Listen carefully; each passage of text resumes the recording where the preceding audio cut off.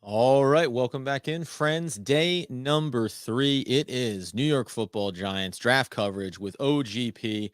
I am your host, Adam Armbrecht, breaking it down for you all the way through here. We're going to take some big pauses along the way. Just going to be tracking it, though, talking about the players, the prospects, how the New York Football Giants can continue to get better here. We'll talk about what they accomplished in the 2 days, obviously, leading up to the big 4 through 7 rounds. The Giants are going to have multiple picks. Send it over on Twitter. I've highlighted some of these names before. We'll continue to update our player watch and the board overall for the New York Football Giants as we look through the draft class and see what they can accomplish here. Looks like Goodell is going to kick off the start of round number 4 here, and then I think someone else takes over there at some point.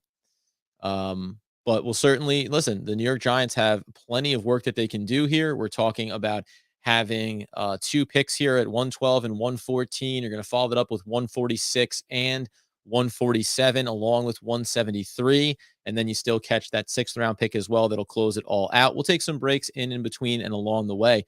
But end of the day, man, it's about building and making this team better and stronger. I think 24 hours later, how do you feel about what the Giants accomplished in those first 2 days of the draft, and especially the second and third rounds? Me personally, I keep rounding myself into form about where I stand on these players, the guys that they got in Robinson, in Azudu, who we had on the board here for us, right?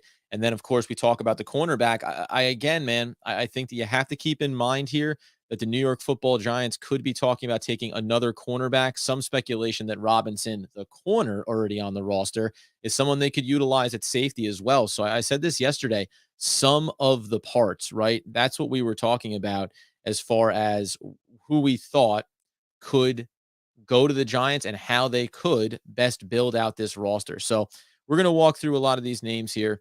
We're going to keep our board updated, obviously, as well. And you can follow us over on social media. We'll run through this. Going to take some big breaks along the way here. Got ourselves if you're New Jersey based, a little Wawa coffee to get us going. And we'll be looking here as they talk about some of the guys that are available. You're talking about Austin Jr., the wide receiver, Dees Jr., the tight end. I thought that he's a good name to remember as well. Goodson, the running back, Cole Kelly, that's that big quarterback prospect. And then you talk about McCullum there out of Sam Houston State. So there's a lot of good players on the board here. Dees Jr. is one that I talked about before. Really thought that there could be some potential there for the Giants a little bit later. He's a big athletic, a really athletic tight end. I mentioned Likely as well out of Coastal Carolina. Cade Otton's another name that you hear plenty about, obviously, for the New York Football Giants. Been some chatter around there. So I think it comes down to when does the need and value, right, just kind of come up here and you say, yeah, this is an opportunity for us to make a lot of headway here. I'm going back over and just looking at some of the names that I had mentioned coming into it. Guys like Woolen are still there. A guy like Anderson, the safety, is going to be there a little bit later on. So there's probably some updating worth doing here.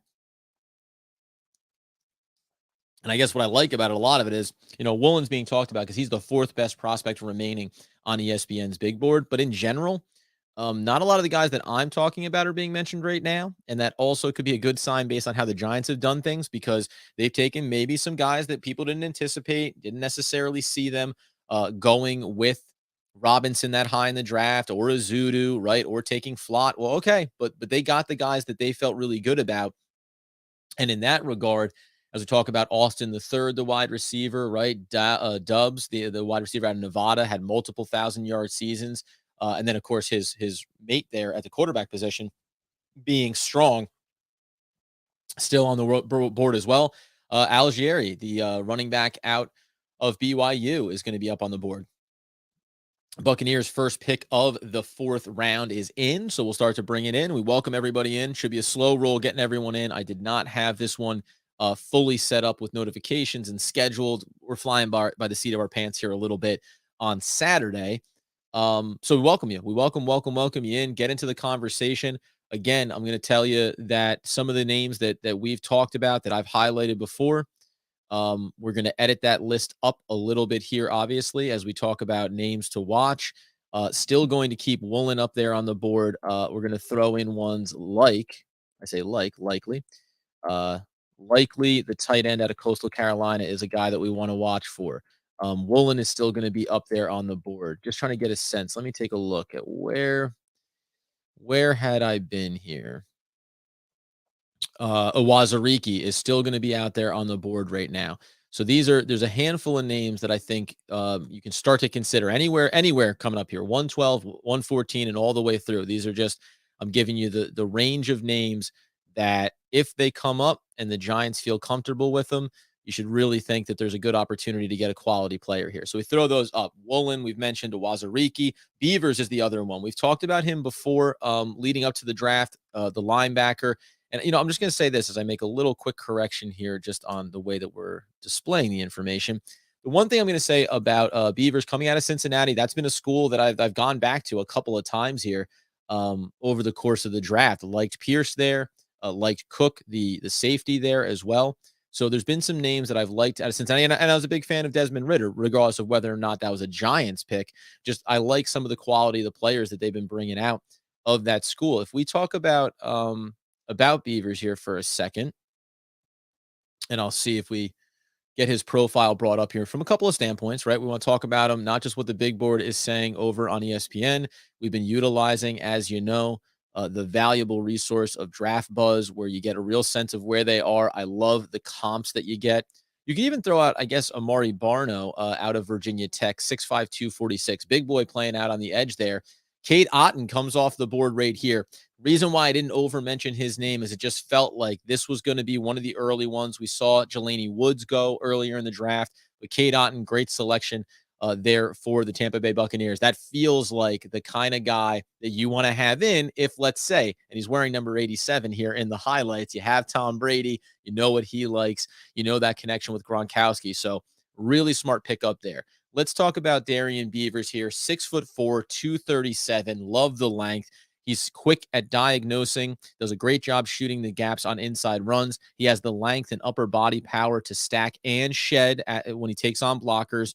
He lacks a little bit of closing speed of a sideline to sideline run defender, but he's effective at hand fighting and flashes as an edge rusher as well. He's more effective rushing the passer than he is dropping into coverage, considering he has limited range. So again, when you get into these guys, remember we talked about a Nakobe Dean, and we were saying how, listen, at that size and at that weight, sure, the speed is there, but is he going to get lost in the wash against the run? Is he going to have a difficult time picking up coverage assignments, especially on tight ends potentially?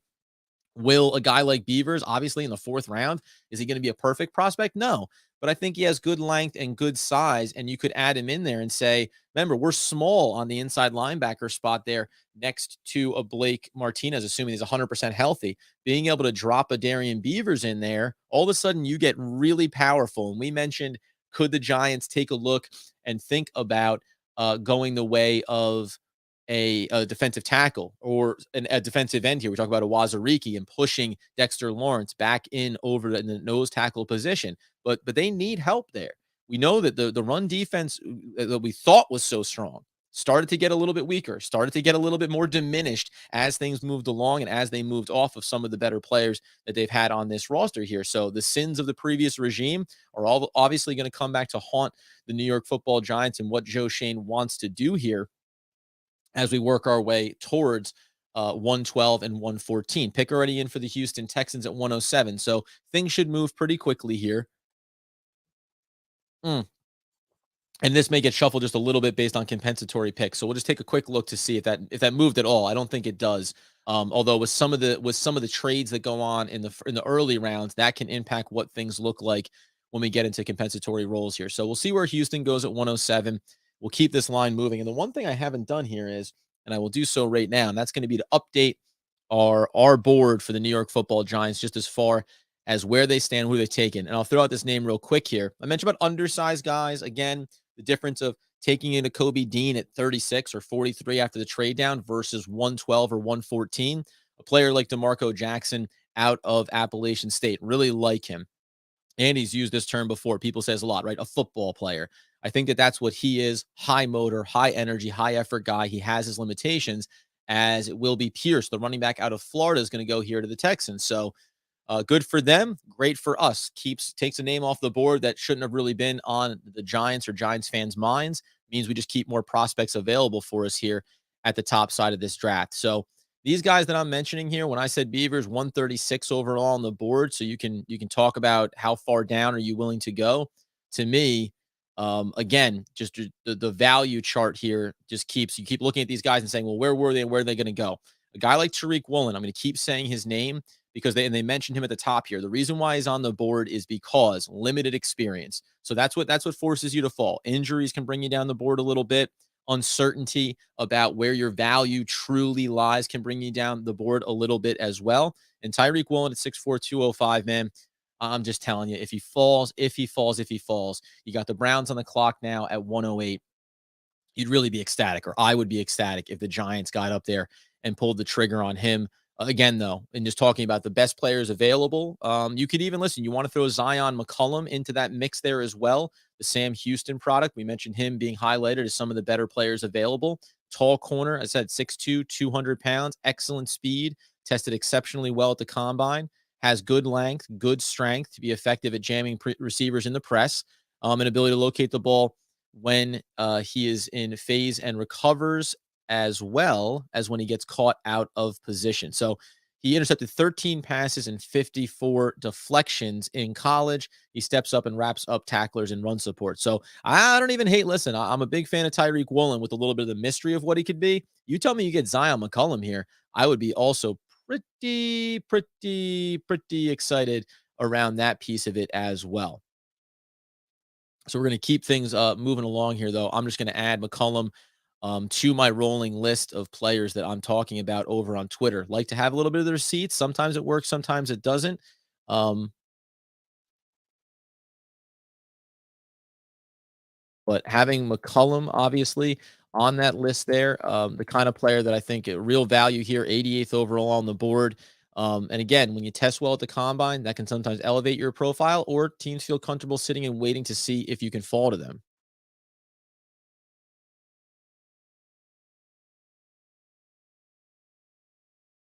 And let's see here. The Browns are officially in there as well. They're going with Perrion Winfrey, defensive tackle, Oklahoma. Off-field issues. Andy talked about him a bit, and I thought that he was certainly a name that the talent is there from a New York Football Giants perspective. Turning over this regime, turning over this roster, you weren't going to go near him. But and listen, Browns are the kind of team that goes for that, right? They're willing to take some risks in that side of a football profile, and we'll see how it pans out. Excuse me, for them.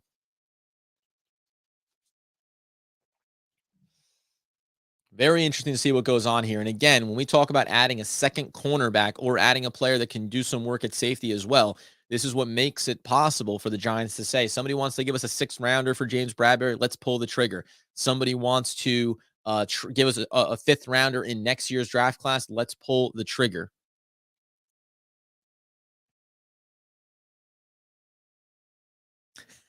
Larry David impressions? Pretty good, right?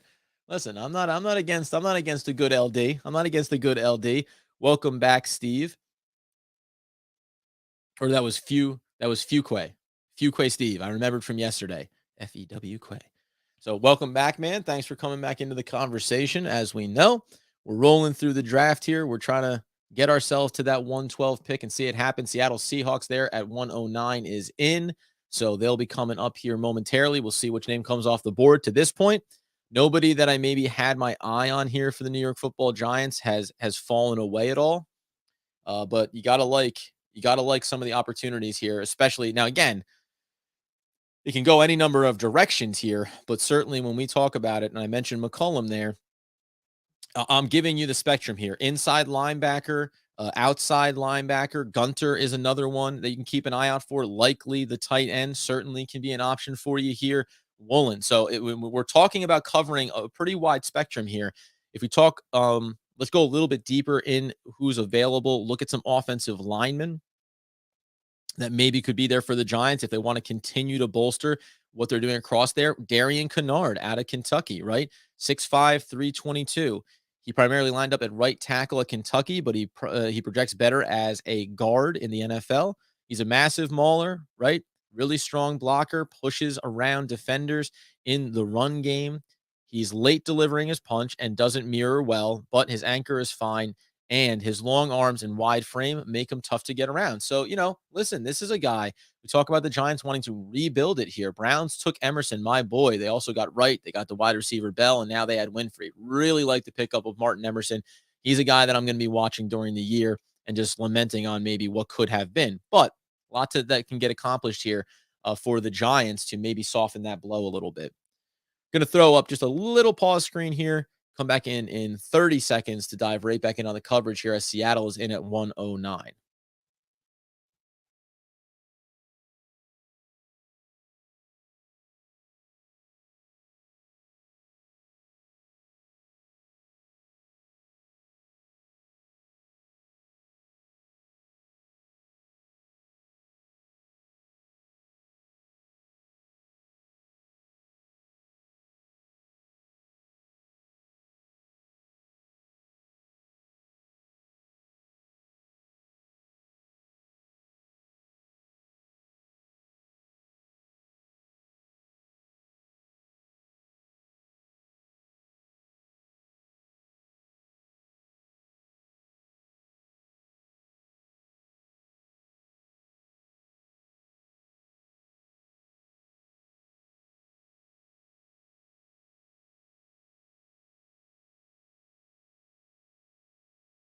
All right, right back in on it here. Trying to be professional, also trying to eat something at this point in the day.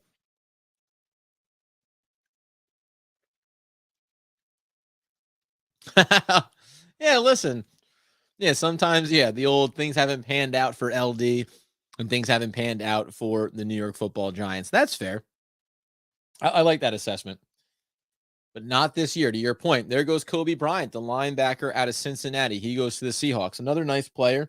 Um, Again, it doesn't change whether or not the Giants end up taking players that I'm speaking to. But when you see a name come off the board that you don't have on your mind, it just feels like, hey, that means that my guy could still be there, right? That they can still make this play here to improve the Giants and maybe have a hit here on the board. But good hands from Kobe Bryant. Sorry, cornerback, not linebacker. I apologize. He was Cincinnati product. That's right. I remember seeing him when I was looking at Cook at the safety position. But I mean, I tell you what, man, Cincinnati had a really good draft class for themselves this year. I can make the case, boy. I bet that Cincinnati had one of their best draft classes in recent memory. When you think about not about where they went, but just the quality of the player that I think is coming out. They had the running back, they have Bryant, they had Cook go, that safety, they had Desmond Ritter go, they had Alec Pierce go. So really good draft class for Cincinnati. I wonder how that'll pan out when we look back at this year and this season. There's a pretty good chance we'll be talking about them maybe being one of the sleeper quality schools in this draft class based on where players got taken and then the production we see on the other side. Nick Cross was one of my guys. Maffa was a guy we talked about. This is the Seahawks, obviously. Lucas was a guy that we talked about. And then Bryant there. They also picked up Walker the third there at the top of the second round. So we know, right? Seattle has a lot of work to do, but this is the joy of the draft day, as we know for New York football Giants fans too. Seattle, Russell Wilson's gone. What is it going to look like? They have, they don't have anyone to play quarterback right now. But then you see this draft and you go, well, I see two new offensive linemen. I see defensive quality players, right? Like when you're a well-run organization, not something Giants fans know a ton about, but when you're a well-run organization, a lot of times you can see turning the corner a lot sooner than maybe Giants fans would on a year-to-year basis and a draft-to-draft basis. So Ravens are already up and in here. That's at 110. So we are just one more pick away, just the New York Jets away from making our first of two picks here in the fourth round, 112, 114 from the trade back. And everyone said, what does it mean when you make a trade back like that? And we're getting judgmental, pre-judgmental. We're pretty excited about Evan Neal and about Thibodeau. And now some fans are already upset about Robinson and about Azudu and about Flott. Well, guess what? We're about to find out. Someone asked yesterday, what's the value of trading down and getting these extra fourth round, extra fifth round pick? You're about to find out. It means, one, that you can add an extra position of need, and that's where tight end, I think, gets back on the board for the Giants potentially in these later rounds. And it also means that You took a nickel slot cornerback, you can still add an outside cornerback. Now you can still add a safety.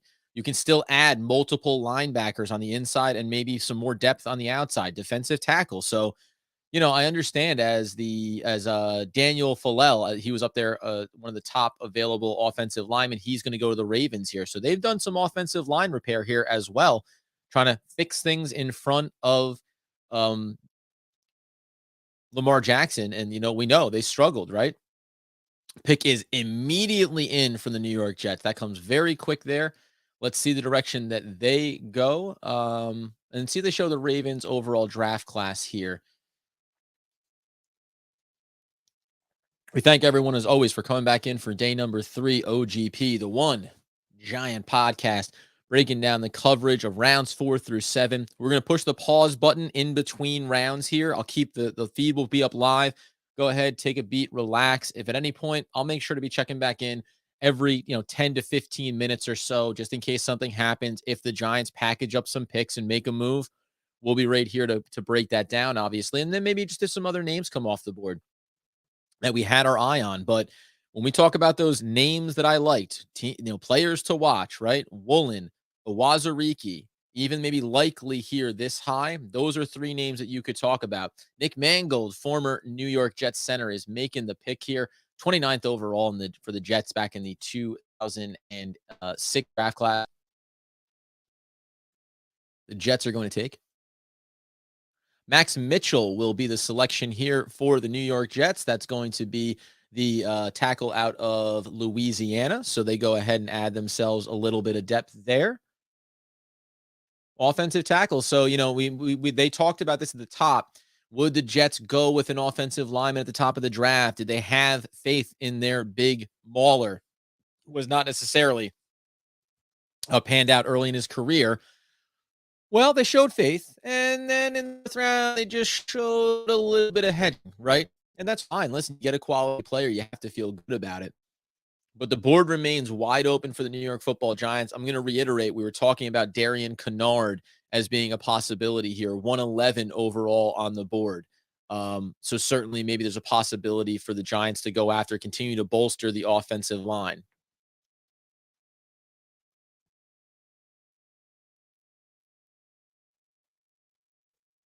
I'm going to add him just to my list.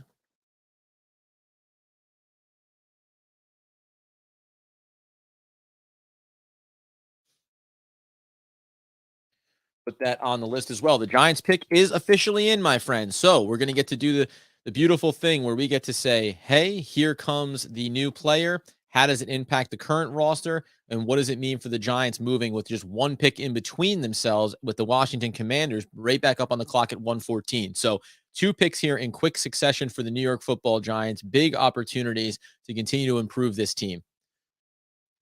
Tight end Daniel Bellinger is going to be the selection. So we thought, so this is the value that you get. It's not one of the tight ends that we mentioned. Let's get him up on the board here. We've heard his name before, certainly.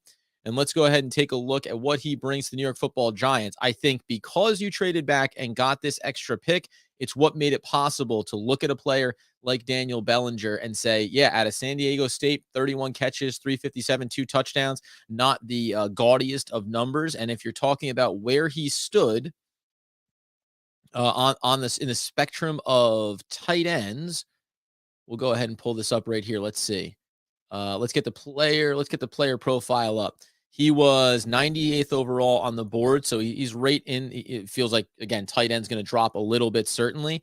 Talk about the measurables. We said before, tight end specific traits. He doesn't have great separation skills, below average, but his ball skills are above average. He's right there in the middle of the pack with big playability. He's a highly competitive player, above average. His blocking is also something he can do a little bit of here. So we thought, right, some opportunity that there would be a good look here for the Giants to maximize now having these extra picks. They add a player like Bellinger. You got to feel, listen, I feel good about it. I think this is a quality pickup for the Giants. I still gone back or added another secondary piece. Balancing books a little bit here on both sides of the ball is obviously going to be important for them. We're going to update our overall tracker here, which I may need to even add a little bit more than just Bellinger to the board. So we'll get that up and going here. And then we're going to pull up the additional bonus conversation here, which is going to be around what did Draft Buzz have to say about our new tight end. And you again anticipated this, right? Commander's pick is in here, right back on the board for 114 in the New York Football Giants, and see where they go. Um, it's funny. They talk about, and they're talking right now about most QBs since the start of the 2018 season in the NFL. I know that they got Carson Wentz, and I also know that, you may think you're about to win now, but there's going to be some type of value chart being drawn up here for a lot of these teams about what is the long-term prospect here, making sure that we build a little bit for the future. I don't know how many teams now are going to look at these quarterbacks too highly. Really nice spot from Malik Willis. He went to Tennessee. Obviously, I think there's a good chance for him to have success, but we'll continue to wait and see on that. So 6'4", 253 out of San Diego State, just to continue to round out on Daniel Bellinger. He goes fourth round, 112 to the New York Football Giants. If we let's talk about the Giants overall here. Bring up just the additional names, going to throw them up onto our chart overall, and just make sure that we're keeping track of everywhere that we've gone. So the New York Football Giants at the top of the draft added an offensive lineman. Then they turned around. Should reverse that. They added an elite edge rusher. Then they turned around and they added a pass protector to put on the right side of that offensive line. They turned around and they gave themselves a great opportunity with Robinson. Then they added another offensive line piece that I think can come in and be effective for them with Joshua Azudu out of North Carolina. They brought Pete in there for themselves as well. And then as they move down through, we talk about adding the cornerback and Flott and now the tight end. So they're bouncing from each side of the ball. We talked about this, Andy and I, about do you want to just go, full force in one direction and fix something very specific like the offensive side of the ball, or stay wholehearted on the defensive side and see what comes of it there, try to tread water on one side or the other. It looks like the Giants' approach to this draft has been, let's make sure that we get quality picks on both sides of the line here for the New York Football Giants. And that way, no matter what happens, you come away with some sense, at least we think, of putting a consistent product on the board, if that makes sense. 81, we're going to get Flott up here in two. Talking about Daniel Bellinger now here for the Giants. Let's hear a little bit about what he does. Pulling from the right side to the left, flashing back, grabbing that pass, taking it up the sidelines. Listen, he has the lumbering kind of nature of a New York Football Giant tight end historically. So I think you like that. And now they're showing about him getting out in space, latching onto a linebacker, latching onto a safety coming down, and really driving him back. So I think, unlike the two draft free agent pickups that the Giants had in Seals Jones and in Akins, you're talking about a tight end here, young player, obviously, that can do a lot for you. Percy Butler goes to the Commanders there in between. So I think that this is the kind of quality pick in the big picture. This is a guy, give him his time, let him develop, pick his spots where you want to use him over his rookie campaign, but don't be shocked. I said this about all these players for the New York Football Giants throughout the second and third rounds. Do not be surprised if these are players that see consistent minutes here coming right out the gate. Hey, welcome in there. Good to see you back, sir. That's all right. As we said at the top, I came in. This one just kind of fired out. No big warning. No, no alerts. We did set this and got up onto the coverage here at the last possible second. You say linebacker there. We're seeing from Fuquay Steve, certainly. We're going to see here as the New York Giants pick is in, and they are going with. They're showing right now the Commanders pickup.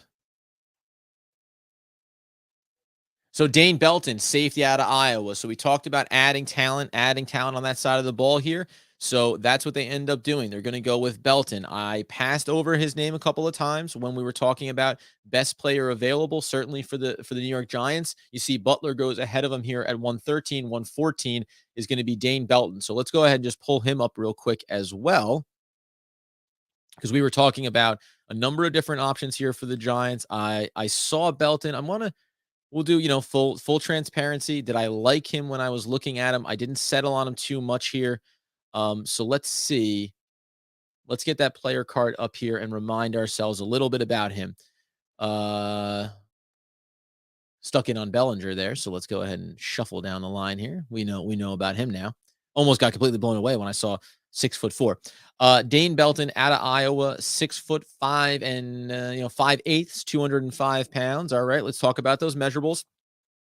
Overall football traits, average in production, height, weight, speed is above average, durability above average, intangibles above average.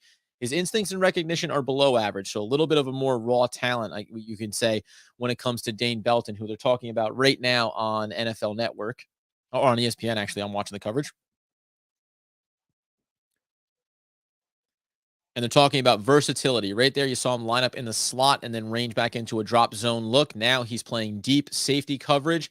He's going to stutter down, now pull back into coverage. Wait to see where this pass goes. Great breakup, goes for an interception there. So looks like a pretty good instinctual player as we continue to talk about him. And then here he is coming off the edge. Listen, I don't know if you're going to see him do what he did right there, which is sweep around the edge and get in after the quarterback. Looks a little bit stiff in the hips there.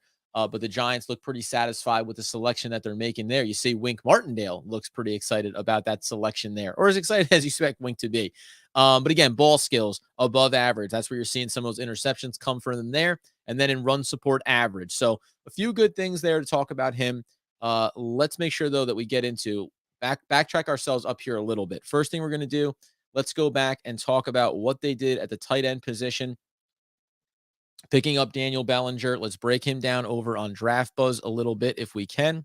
And then we'll circle back around and we'll talk about adding Dane Belton here in the 4th round, 2 picks coming up in the 5th round. So when we get into that tight end class, now remember I said likely. I did think that he brought some real value to this roster here. But let's try to get ourselves down to Bellinger. Got to go down the board a little bit here, and that's all right. Doesn't mean that it's not a quality player. Again, need and fit and scheme, everything else plays a factor here when you're trying to turn over these rosters if you're the New York Football Giants. Now, likely was the 5th highest tight end on the board, according to Draft Buzz. So you can think about getting, but now and then the 15th best was going to be a player like Bellinger. So let's get his profile up here, though. And I like the way the summaries that they give here, as well as the prospect grade, is something that I really enjoy over on Draft Buzz. They synthesize, a lot of the information from a lot of different sites, especially around expectations of where they could go. Overall, let's hit you with the top ones first. Has strong hands, 82%. Talk about short receiving, not his strongest. His intermediate and deep routes are what matter most. And you think about a player that's maybe a little bit stiffer, going to take him a time to develop in his route combinations, get some separation, establish his position. So that's where maybe he can just have a little bit of traffic issue when you talk about those short routes. But the deep threat and the intermediate routes at 74 and 73%, they got him as a 58% blocker. So maybe that's not going to be the best for him. Talk about those pros and cons. Good short area foot quickness, good foot quickness overall, above average acceleration, soft, reliable hands. Let's just leave it there, right? Lean athlete with obvious upside. So that's what we're talking about. Strong athletic frame. He's going to develop. He's going to grow over this first year. Bit hipped and slow to get rolling as far as the weaknesses. And he's a glider, moves faster than he appears, but lacks top end speed. So those are a couple of knocks that you would talk about for him. Just overall. Listen, he's a prospect, he's a player, he's a position of need for the New York Giants. So I think what I always come back to here when we talk about what the Giants did in the draft and how you feel about instantly on them, it's the wait and see. It's very easy at the top of the draft to say the Giants won, they did it. Evan Neal, Thibodeau, lock it up, right? And then when you get to 2nd, 3rd, and 4th round prospects, well, if it's not the name that we had out on the board, right, that you had on your mind, or a position of need like linebacker that we talked a lot about, all of a sudden you go, wow, did they absolutely blow it? No. All these things take time. And now when we start to build out what it looks like across this roster, for me personally, I really end up sitting here and saying, you find yourself talking about a lot of quality players at a lot of positions of need, and we have to see. We have to see how they develop now. This is not the 1-2, the 1-2 automatic punch of as soon as they get drafted, you assess whether or not are they a starter. Are they a starter or are they on the bench? And if they're not a starter, then why we bother taking him? The Giants had a lot of needs, so you had to be willing to find a way to build up the value across this draft. So we start to drop in some of these names here, obviously, that we want to make sure we highlight for the New York Football Giants. We're going to back this out here just for 1 second as we talk about best players available. Want to make sure this has been something should have had up and taken care of ahead of the draft class coming up here. But that being the case, we'll make sure, though, that we still just highlight our entire board, make sure that we feel good about what the Giants have accomplished here, pulling Wendell Robinson over so we can up him into his proper spot. That's going to be up there at that 43rd pick overall for the New York Football Giants. We know that they traded down from there, and that's what made it possible. So, first thing we also continue to assess here, when you traded down and still got Wandale Robinson, that afforded you to get both a safety and a tight end here in the 4th round. So that's what you can look at. And if you want to just go by what they had on the board and what they were going to do, safety was going to be a need, and they weren't going to be able to, reverse that. Tight end maybe was going to be the need, and they weren't going to be able to get the safety. And because they had the extra pick, it afforded them to get this tight end here at this spot. Otherwise, I wouldn't have been shocked if they had pushed the pause button for another round and then looked with 2 picks in the 5th round to maybe get that tight end value that we've talked about before. All right, so as we continue to fill out our board here, we'll go inside the depth chart and we'll update this as well, so we get a sense of the stand positional needs and making sure that they filled out that value for themselves. This is the walkthrough process that we talk about. And now when we look ahead, so 5th round, 3 picks at 146, 147, and 173. This is where I think linebackers certainly can be on the board here. At some point, you maybe say, we have to acknowledge that it's not a guarantee that the Giants are going to take players at these spots. Maybe players Cam Brown and player boy Carter Coughlin, right? Maybe they hold a little bit more weight. Maybe Tate Crowder holds a little bit more weight inside of this system than we maybe realize. That's certainly a possibility too. We talk so much about how certain guys can't be considered long-term answers for the Giants, but areas where you knew they needed it, like tight end, like safety, because you only have Xavier McKinney there. Obviously, you want to go and add value to that. But the fact that that inside linebacker has not been addressed sooner, especially with some falling names here, maybe the Giants feel a little bit stronger about what they have in the building and are willing to see how that develops. And of course, the defensive front, right? Now that you add the edge rusher in and you have Leonard Williams, you have Dexter Lawrence, you think that they're going to do a lot of the work for you. And the ask that you have for your linebackers is be serviceable, right? Be in the right spots, play smart football, and give a chance for the team overall to make some plays on that side of the ball. And let's go ahead and add ourselves into the Cordell Flott. By the way, I'll say, and I said it yesterday on the draft, I'm looking for the outside corner. But the more that I relook at Cordell Flott, the more that I say, hey, I do see value here. Like I do see a player that has a real skill set. And by the way, he's the biggest cornerback that they have on the roster now at nearly 6'1". Nobody else has the height that he has. He's certainly lean, but it'll be very interesting to see how Wink Martindale uses all of these guys, especially in the secondary. I mean, this just feels like watch the swarm, right? Watch how many different places you see different players popping up here. That feels like something that you come to expect in a Wink Martindale defense, and then based on what the Giants currently have, something that you can start to expect as well. All right. So as we look over here, we've done the work, we did the job as far as getting these guys into the rotation of highlighting where we went, what we've accomplished. Let's now talk a little bit about the Giants and their depth chart, right? Oh, and you know what? Real quick before we do, since we're over on Draft Buzz right now, let's talk about safety and let's talk about Belton. See what they did here. The Jets pick is in at 117 now.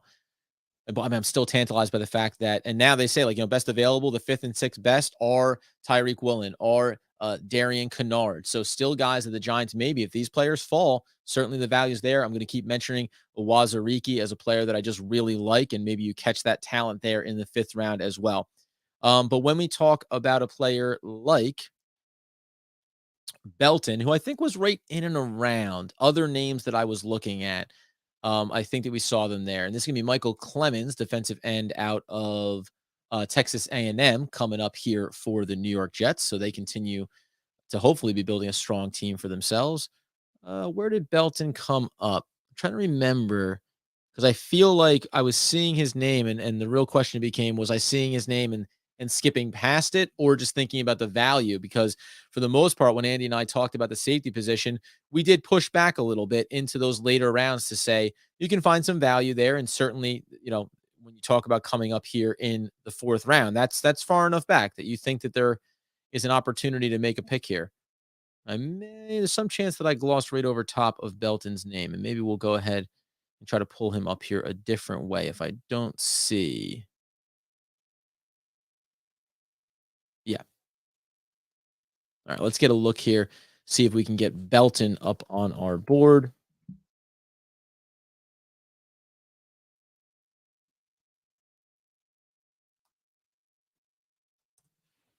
And I just want to see how they took a look at him. And again, not no excuses made. Did not have him on the board here for the New York Football Giants.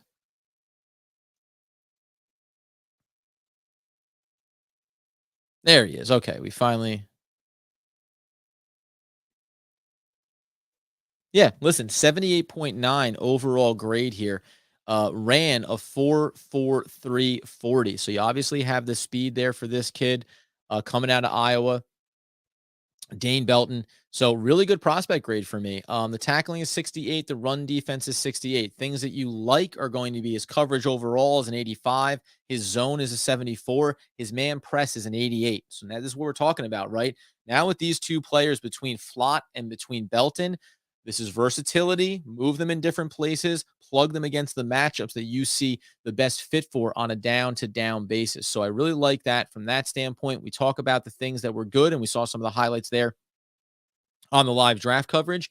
Good cover skills, athleticism, big playability, something that the Giants need some of, right? Get some turnovers, get some interceptions in there. And it's interesting that we talk about, so they listed him as safety in the draft, but here it's saying big playability to be a lead cornerback if he matures. So now, again, we're talking about taking Flott, nickel, safety, corner combination there. Now you're taking another player, a little bit of safety, backup safety. We talked about playing single high with Xavier McKinney, and now you have a guy that can probably get moved around in a few different spots, gets an effective jam on receivers, and he is loose enough to get his hips turned and run upfield with them in coverage, physical, sheds defenders, works off blocks, good toughness, recognition skills to fight through traffic and blow up some screens. So you'll like that as well. Good agility, good balance, shadows his targets well, competitive player, straight line speed when he goes to get a pick, turn it over, impact plays defensively. We like that. Good body control, shows good awareness, follows the eyes of the quarterback. Okay, weaknesses. This is probably what you'll love even more in terms of a fourth round player. Two weaknesses listed here. Has tense ankles and hips with choppy footwork when attempting to redirect and does not always look natural changing directions. When you watch that highlight there of him coming around the edge, even on a blitz, kind of chopping his way down to try to cut around that edge there. And then he lowers his shoulders for big hits rather than wrapping up securely. So things you can work on, things you want Wink Martindale to work on him with. When you read that profile, feels like you're getting another quality player. And listen, there are easily, when we talk about the good and the bad of this, right? What works or doesn't work. The one thing I'll tell you is there are prospects right now in the fourth round that you can take. And when you hear the way they describe them, it gives you big pause, right? You take a big step back and say, geez, I mean, the concerns around this player, whether it's on or off the field, but are we getting real value? Go back to the second and third round. You talk about Robinson, you talk about Flott, talk about Azudu. Now we're talking about Bellinger, right? Now we're talking about adding a player like Belton. It's all upside here. The positives far outweigh the negatives on these prospects. From a now, let's talk about, before we push pause here, I'll come back in. We're sitting at pick 119. So I'm going to take a little bit of a breather, a literal breath. And then I'll come back in and we'll start to talk about what the Giants can look to do going into the fifth round. But before we do that, let's just get over to the Giants depth chart. Let's talk about where these players slot in and how it shifts the dynamic of this New York Football Giants right now, or the defense and offensively, right? Be no pressure on the tight end to step in immediately, but Bellinger obviously is going to slot right in there as the third tight end on this roster. Be very excited if he overtakes Akins at some point and you start to see him getting percentage reps. Like, I think that that's very much within reason, right? You want to have veteran stability. Now you bring in a player that when he's ready, he takes over. When we talk on the defensive side of the ball here, just real quick, because we had highlighted wide receiver yesterday. we say about who's going to be lining up where at the cornerback position. So Flott, and now we talk about obviously adding in a player like Belton, not getting listed up there just yet. So we'll wait and see. As it currently sits, you're talking about having um, James Bradbury, and if he's out of the way, then it's going to be Rodarius Williams would step up there. Remember, the Giants right now, they have Rodarius Williams, Darnay Holmes, and Aaron Robinson, but none of these players were taken high enough in the draft to say that Flott or to say that Belton can't go and step right over top of them. I think Darnay Holmes is far closer to being on his way out than cementing himself. I think Rodarius Williams and Aaron Robinson have every chance to cement their role on this team. But what is that role going to be? Right. So when you look at their room, you talk about also having Jaron Williams, you have Omari Cobb. These guys are going to be fluid, and you won't be shocked if someone here doesn't make it out of camp for the New York Football Giants. My anticipation would be that it's going to be open competition probably. If we assume that James Bradbury is gone here by Sunday, which was the speculation, then I turn around and I think that it's going to be open competition amongst all of these players to say who gets there, right? We have a couple of mid-round picks from last year. Darnay Holmes is probably the furthest one down the list again. But, and then you talk about having a couple of picks from this year. Hey, let's go to camp. Show me or earn your spot here, right? And you have every opportunity to do so once you get through this draft class and you move forward. So I really like it. And I love that you're talking about players that are being looked at as safety corner safety, right? Where's the maximum value going to be there for the team that takes them? And in our case, the New York Football Giants. Let's go back into best available real quick before we push the pause button. Still out there right now would be a guy like Tariq Woolen. Seems like we're further away from that option than we are closer. But as we work our way down the list, you can talk about an outside linebacker like Jojo Doman out of Nebraska, 6'1", 228. I don't love the measurables there. We're obviously away from the tight end spectrum now. Does Darian Kennard continue to fall? You know, got to get another 30 picks, a little bit less, 28 picks in order to get some of these guys possibly to be available there. But those chances can come. Kingsley Enagbare out of South Carolina was a guy that was maybe a little bit higher and has fallen a bit. He's listed as a defensive end, but at 6'4", 258, he's just an interesting one. I could never fully get excited about him when he was higher, and maybe we're seeing him fall a little bit now at this point. I still am going to come back to Darian Beavers. Darian Beavers feels like if you can get him there, I would really like to see him potentially come off the board for the Giants when you get into that fifth round, assuming he's there, right? Let's just take a quick look back up here as well. After the New York Football Giants took Bellinger, other names that came off the board, including my boy, one of the targets, you say, was it the right spot? Iwazurike went 2 picks later at 116 to the Denver Broncos. So that one, again, this is now 2 times. Martin Emerson, he went to the Cleveland Browns just after the Giants took the offensive lineman. And then here, Iwazurike goes 2 picks later after the Giants add Dane Belton. So the secondary was an area of concern for the Giants and clearly outweighed the other ones. Now we kind of sit here and say, one that, hey, I see the guys. Like at least I was projecting them in the right moment, right? Thinking that they could go in these spots, even if the Giants didn't pull the trigger. Now though, this is where I say linebacker, inside linebacker, just add some depth to that group there when you get to the next one. Again, Darian Beavers is a name that we have our eye on. Beyond him, you're talking about, and then it's DeMarco Jackson. So a couple of the next 2 best prospects at the inside linebacker position are right there. And then you can even maybe start to look at some of the defensive tackles if you want to go that route. We take away a guy like Tyson Anderson at the safety position that we liked out of Toledo. A lot of versatility there, but you can't assume they're going to go that route now. And I thought Romeo Doubs was best available listed. I thought he had been selected earlier. So this was best available, 6'2", 201. He certainly was a consistent player. It's kind of that unsexy, but still getting the job done type of player, as Brendan Smith, linebacker out of Penn State, goes here to the Panthers.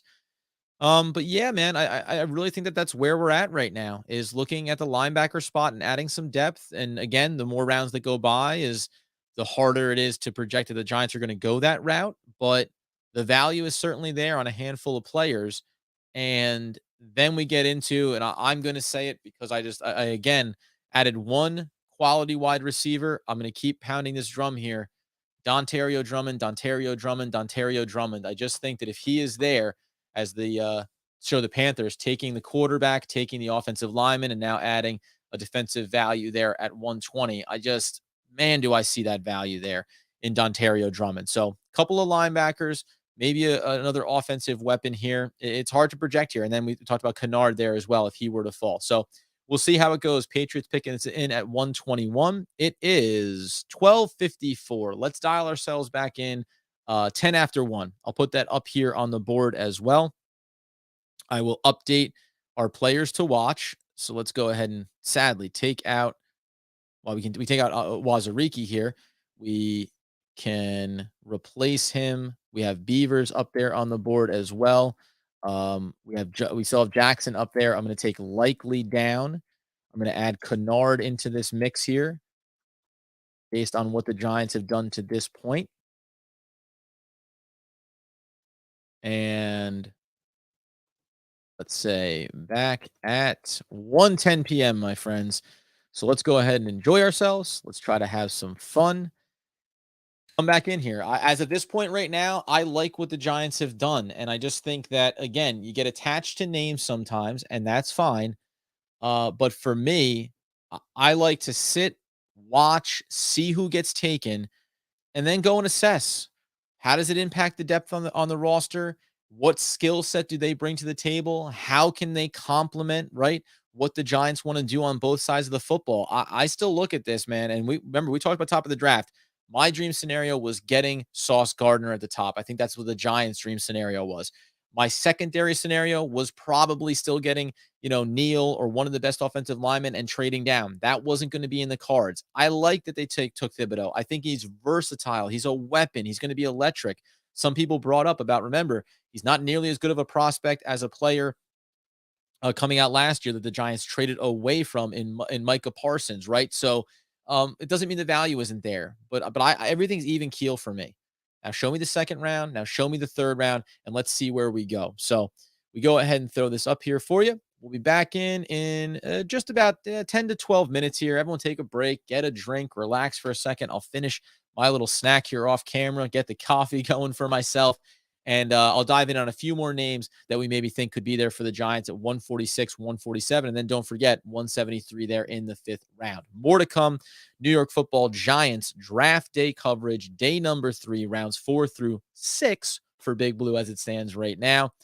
And of course, we will continue to cover it here on OGP, the One Giant podcast. Thanks for being in with us. And again, throw out your names, man. Who's somebody that you're interested in? I'll give you my feedback on them and think if I would like to see the New York Football Giants potentially go that route as they come up here in a little bit in the 5th round.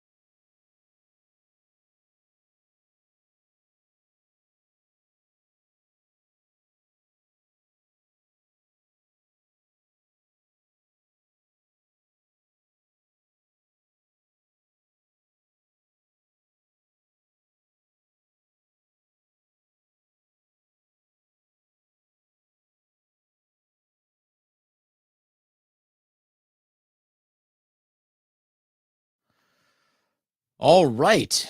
Now that we've dwindled it down here a little bit of the ways for the New York Football Giants, I'll give everyone a chance to start to get themselves back into the room, and then we'll kick things back off. We know the deal.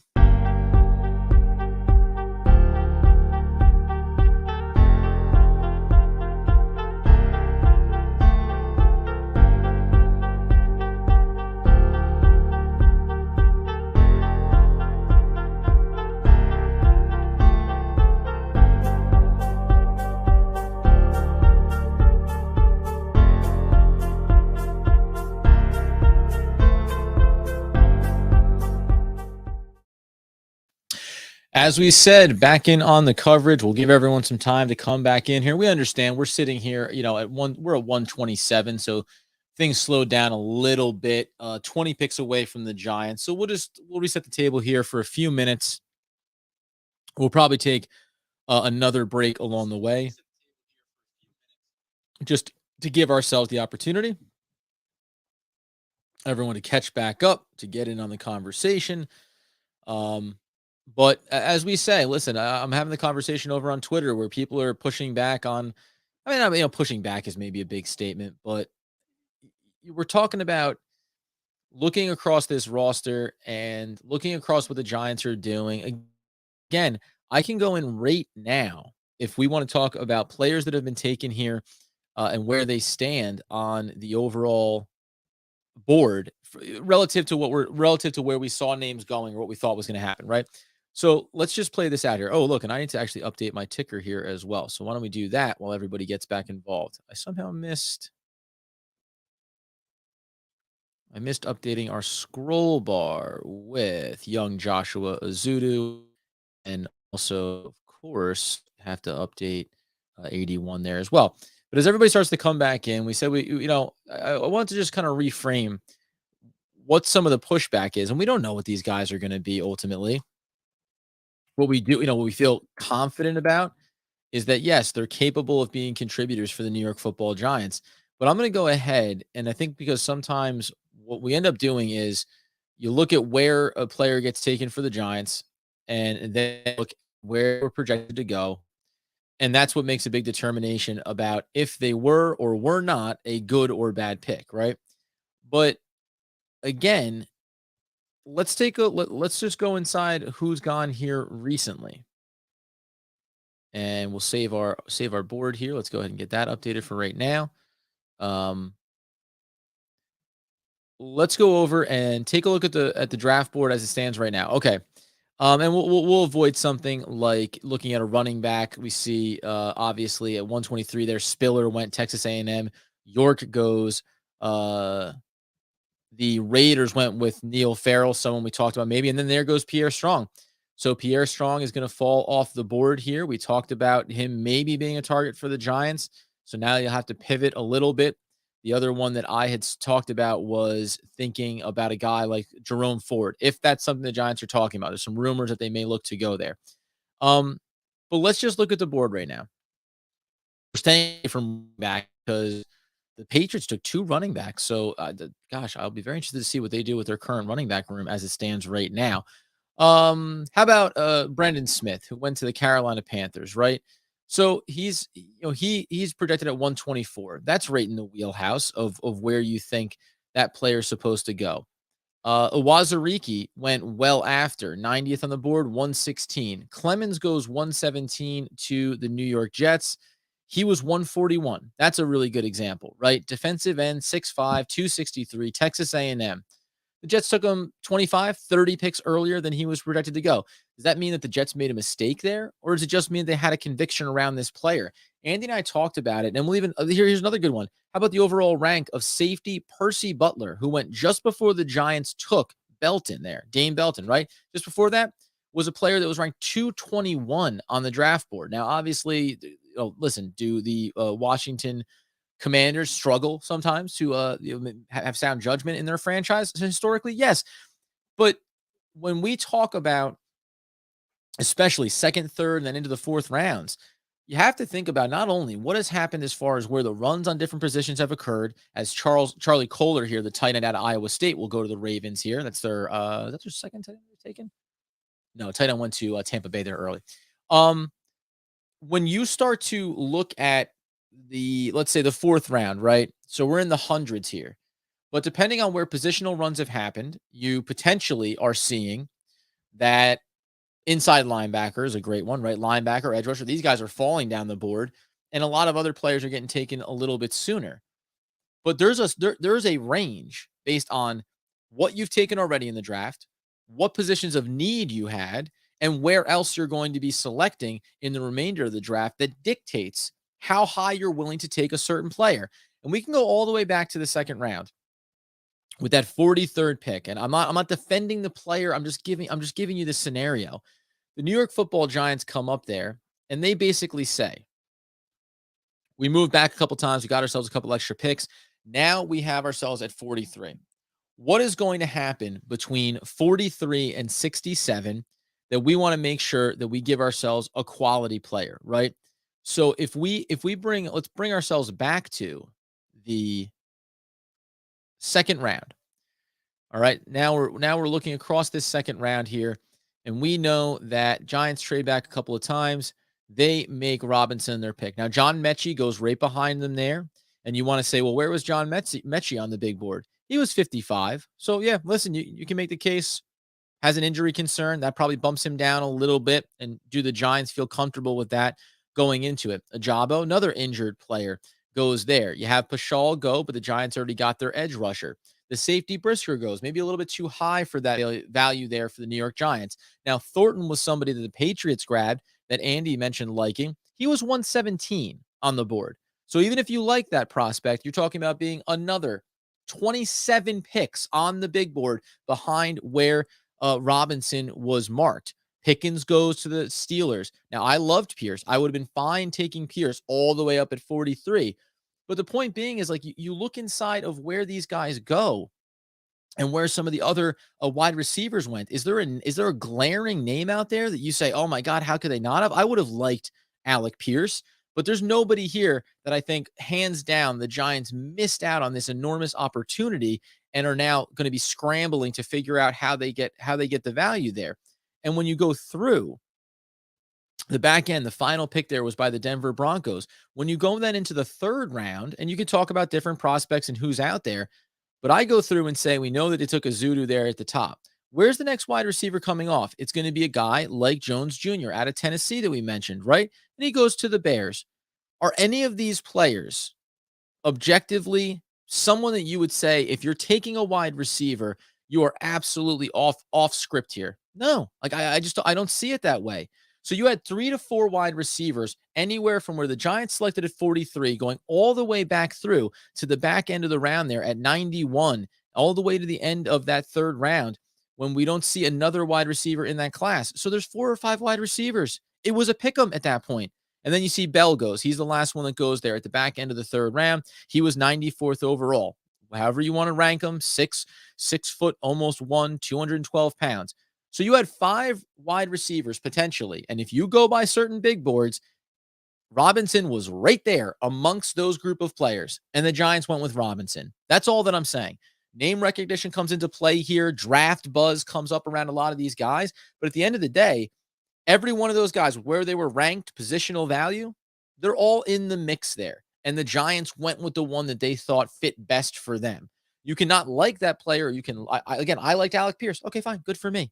It doesn't mean that he was any more valuable. He might have been the most valuable player based on how he had risen a little bit with his profile coming into the draft. But none of those guys are any less valuable than or more valuable than Robinson at that spot. Let's go to Azudu now. This is certainly one that you can make the discussion around if you want to, because there were a number of players there potentially that you may have liked more or less. And when the Giants, by the way, though, 67, so we know that they come up at 81 there. So the question that you can ask is, who went in behind him that maybe you thought, well, from 81 going back to the remainder of that draft, was there, 67 he goes, and then 81 is Flott. So what happened in between there? Azudu gets taken. Cornerback now, Petit Furry goes. That's an offensive tackle. Giants aren't going to be in play for him. You talk about inside linebackers going. There's that wide receiver we talked about out of Tennessee. Lucas goes. Again, another tackle. Maybe he kicks inside, but pure played at guard at the college level. Right now, Izudu is up over top of both of those prospects. Go down again. Rahman, the convert from tight end to offensive lineman. He goes at 77. Scrolling down the list, maybe you talk about what I liked outside linebacker when the Giants go with Flott there. Malone went just after him. Nakobe Dean finally goes to the Eagles there. Not seeing another offensive lineman come off the board here. Guard Parham finally goes at the 90th pick. So you can ask yourself that question. Parham was talked about a lot, but he's also a guy that was predicted to go in the second round potentially, and he ends up falling down the board a little bit. Guard, center potentially at the NFL level relative to what you're seeing and where player rankings are. And they feel like maybe a little bit of a reach when they took Ryan, but a good player for the Green Bay Packers. But these are guys that are getting taken here at the back end of this round. So again, value, need, where is the player projected? Let's go back up there and talk about where was Parham ultimately looked at, or even let's say, I'll try to get a little bit higher name up here on this list. Let's talk about Lucas, right? When we go inside his player card, he was listed as 60th overall. So at that point, you're talking about a falling value that you're trying to maybe say, hey, obviously it wasn't going to be up here. He may have to kick from outside to inside. Let's see how that ends up looking for us. You're kind of taking that little bit of a risk reward. You want to tell me that when you go in and you see a Zudo and it says 151 overall on the big board, why would you take him there? I only listed two more offensive linemen that are going to come up there. And then if you're the Giants inside the draft room, you're still now doing the calculation of, and what do we like when we get to the fourth round, right? Do we think that the value of a Zudu here, who may not be there, even when we come up at 112 and 114, you can't project what's going to happen, but we like the value of this player now as opposed to waiting. And if he isn't there and we have needs at cornerback, we have needs at safety, we may want to have needs at inside linebacker, all of a sudden you're doing the math of, will this player be there for the need that we have on our board? So right, wrong, and different, this stuff will play itself out as we get into the offseason and we see these guys get on the field for the Giants. But I stand by it. I said it now. If you don't think that Izudu is coming in and can immediately compete and take a job away from Shane Lemieux or from Glowinski, excuse me, you're out of your mind. Glowinski's a veteran player, obviously, comes in, has experience, has reliability. No pressure on Izudu coming in here in his rookie season. But a fifth-round pick from a previous regime who had a solid rookie season and then suffered an injury, he's plugged in right now to start on the offensive line for the Giants at this point. So you're telling me that Shane Lemieux can't be surpassed by Izudu if he comes in and performs? 100%. That's what you just got there at pick 67. The potential to have a player that could come in and take over. On Haskins, back goes to the Tennessee Titans. Like that selection for the Titans. Again, talk about a guy that goes at 131, and I think his average ADP was, like 190 or something like that. He may be further, maybe putting him positionally further up the board. But again, all of that to say, let's put it in context. When we're talking about what the Giants can accomplish and how we look at these players, let's just put it in context. Let's not sit here and act like every other team is going, I see value at the board. We're picking at 120. Here's pick that says he's 123. We take him. Here's pick that says we're at 127. This guy's 125. We take him. That's not what it is. You're trying to fill out your roster and plug needs. So I'm very excited to break down these guys a little bit more in depth. And as it stands right now, both cornerback selections are going to be on the field and playing for the New York Football Giants. The tight end is going to be able to find his spots and have opportunities. Nothing's going to stop him from overtaking one of the tight ends ahead of him on the depth chart. And then again, nothing's going to stop Izudu from getting on the field and taking reps away from one of these players at the guard position. So opportunity is there for these guys. Now I want to see, how do you bring someone in at inside linebacker? And there goes Romeo Doubs, as we talked about, out of Nevada to the Packers. So the Packers now, after taking it easy, right? Now all of a sudden, the Packers turn themselves around here. And by picking up Doubs, I think a very smart selection for them. Let's talk about their draft picks just for a second, because Aaron Rodgers is a name on the mind of every NFL fan. They went away from wide receiver in the first round. But then in the second round, they got Christian Watson. You know, he was a big favorite of mine. Now they get Dobbs as well. Very solid receiver. Just like that, the Packers have rebuilt that wide receiving core in without using their first round picks. That's a really nice job by them.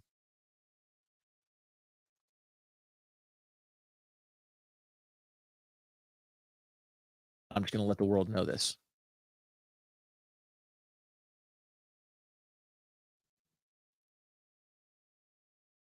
If I can figure out what I'm doing here. But yeah, we're going to get back into it here in a second.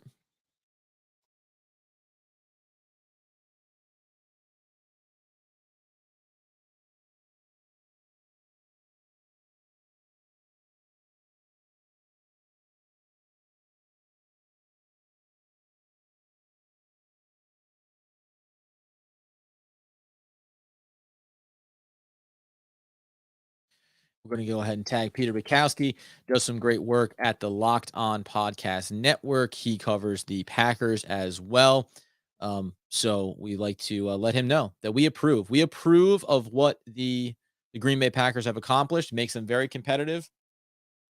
I really do think we'll just highlight some of the picks that have gone here off the board over the last handful of selections. Anybody potentially that the Giants could have had their eyes on.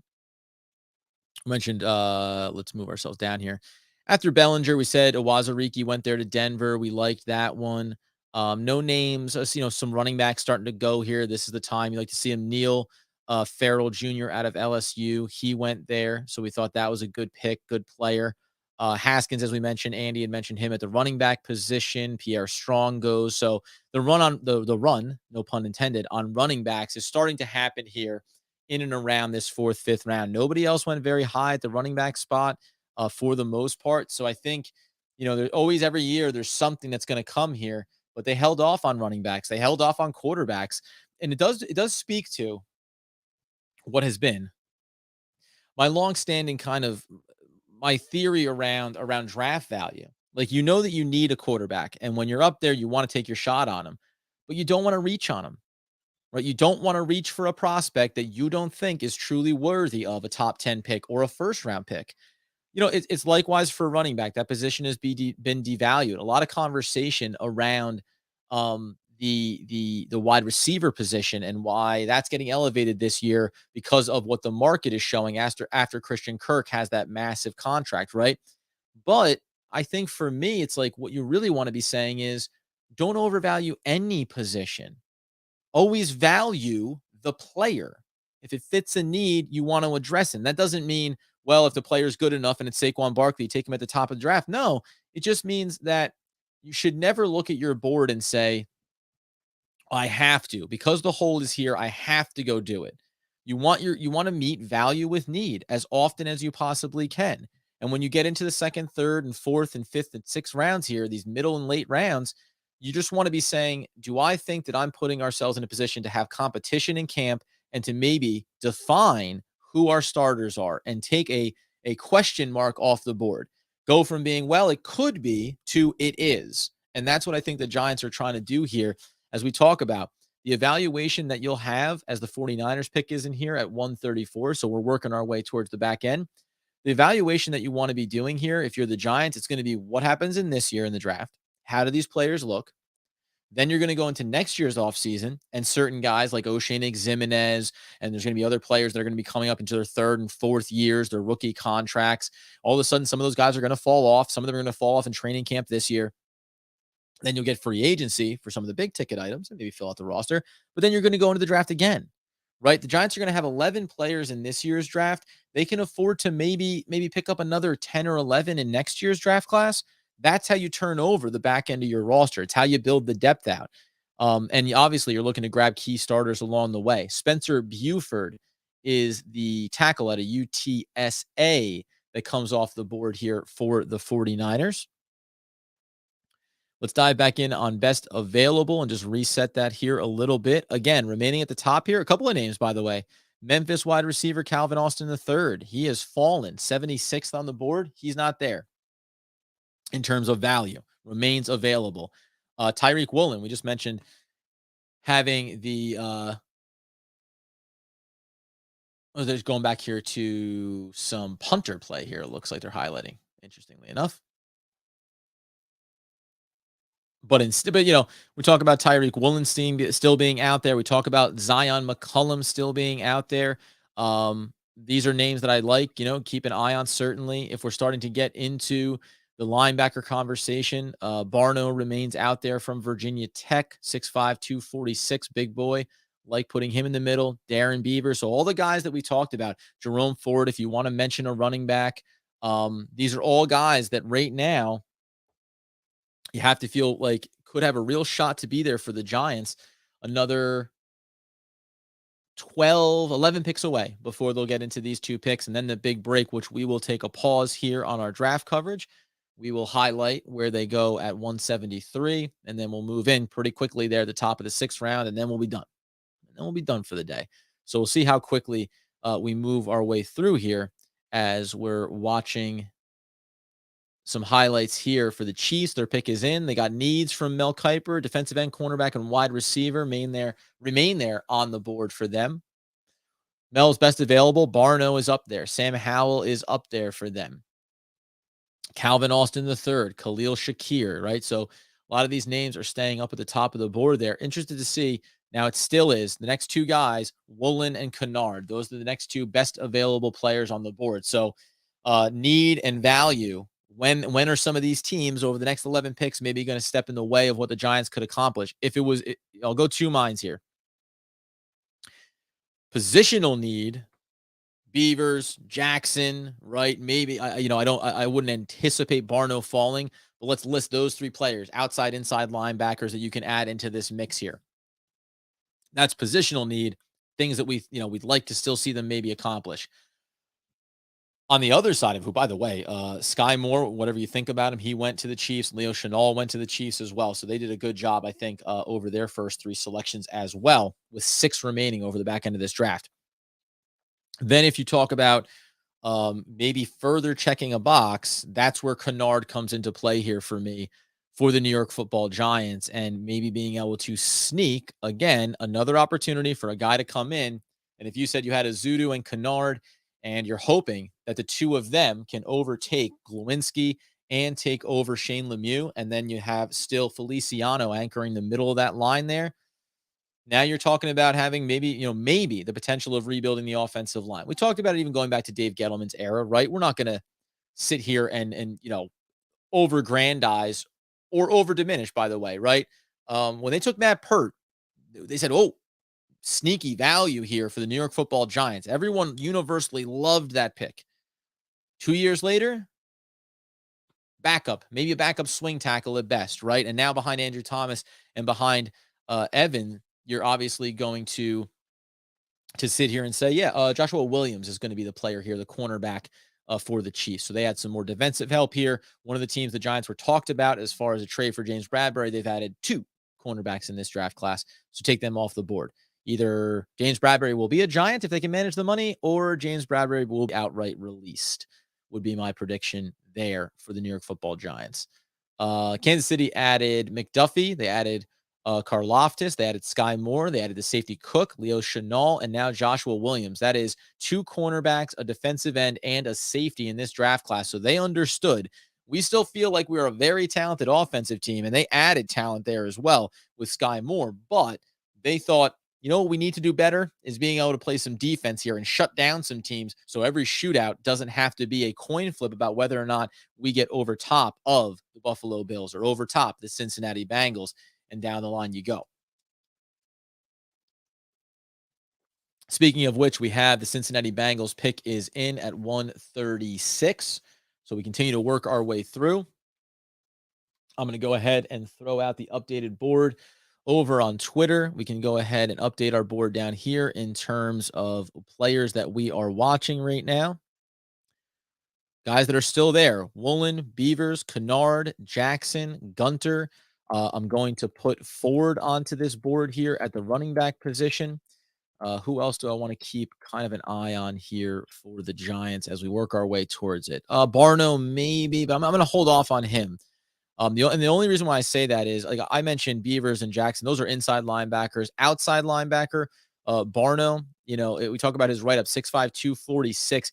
I mean, you know what? I'm gonna take that back in a big way. I'm gonna go ahead and keep him up there. Looks like Cordell Volson, defensive tackle out of North Dakota State, went to the Bengals.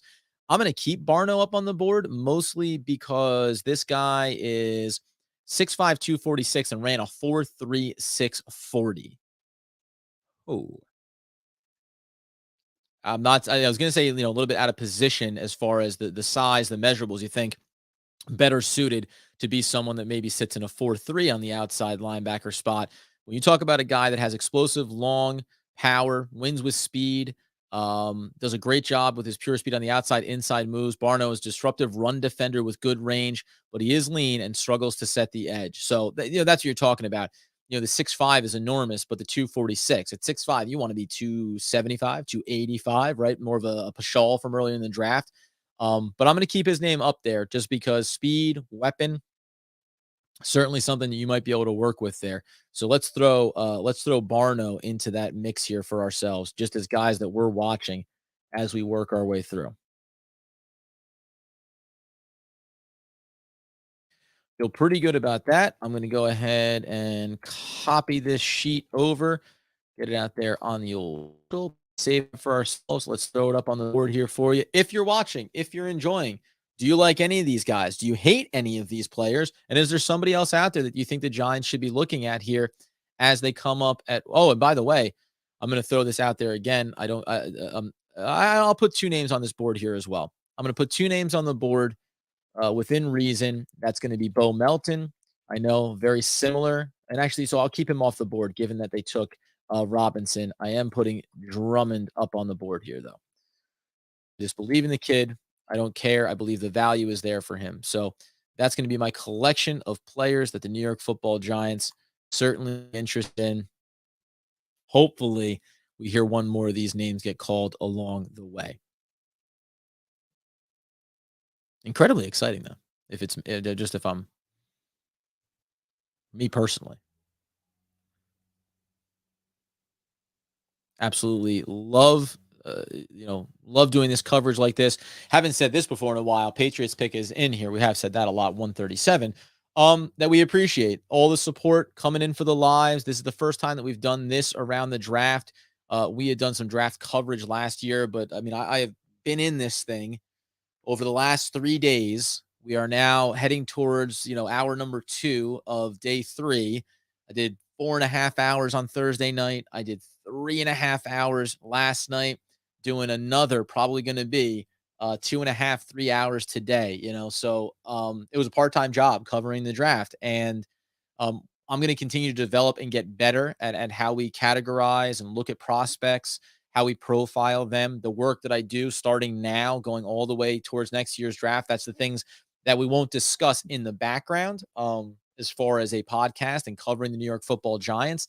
But Mel's best available: Barno, Sam Howell, Austin III, Khalil Shakir, and Tyreek Woolen. Again, I'm not afraid to take Tyreek Woolen there if he still remains when the Giants come up on the board. I think you had a very talented prospect, obviously young, obviously raw, needs to develop, but you took two other cornerbacks. I don't stop myself from taking a guy that's big and lean. And they talk about one of those two corners could be back playing safety. It'd be a bit of a triple dip, so I don't see it being certainly high on the board, but you have to at least consider it here when you're talking about what the secondary looks like. And let's triple down here. You take two cornerbacks, you have to consider the idea that Robinson or Darnay Holmes or Williams, that they don't matter in the eyes of Wink Martindale and the new regime.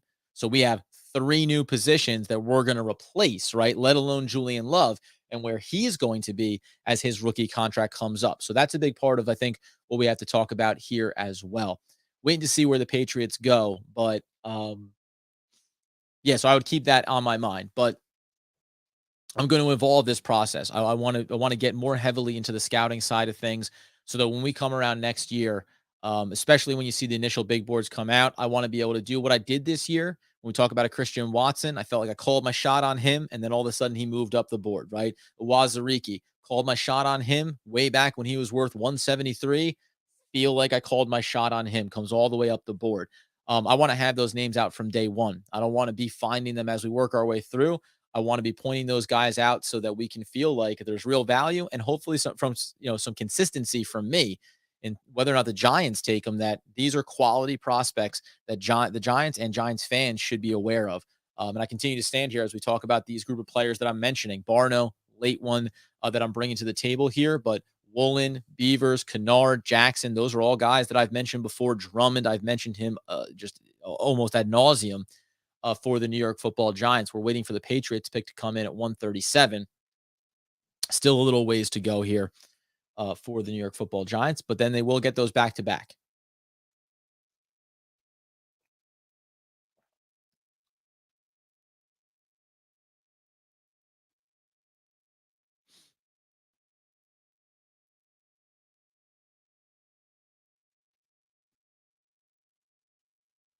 Patriots.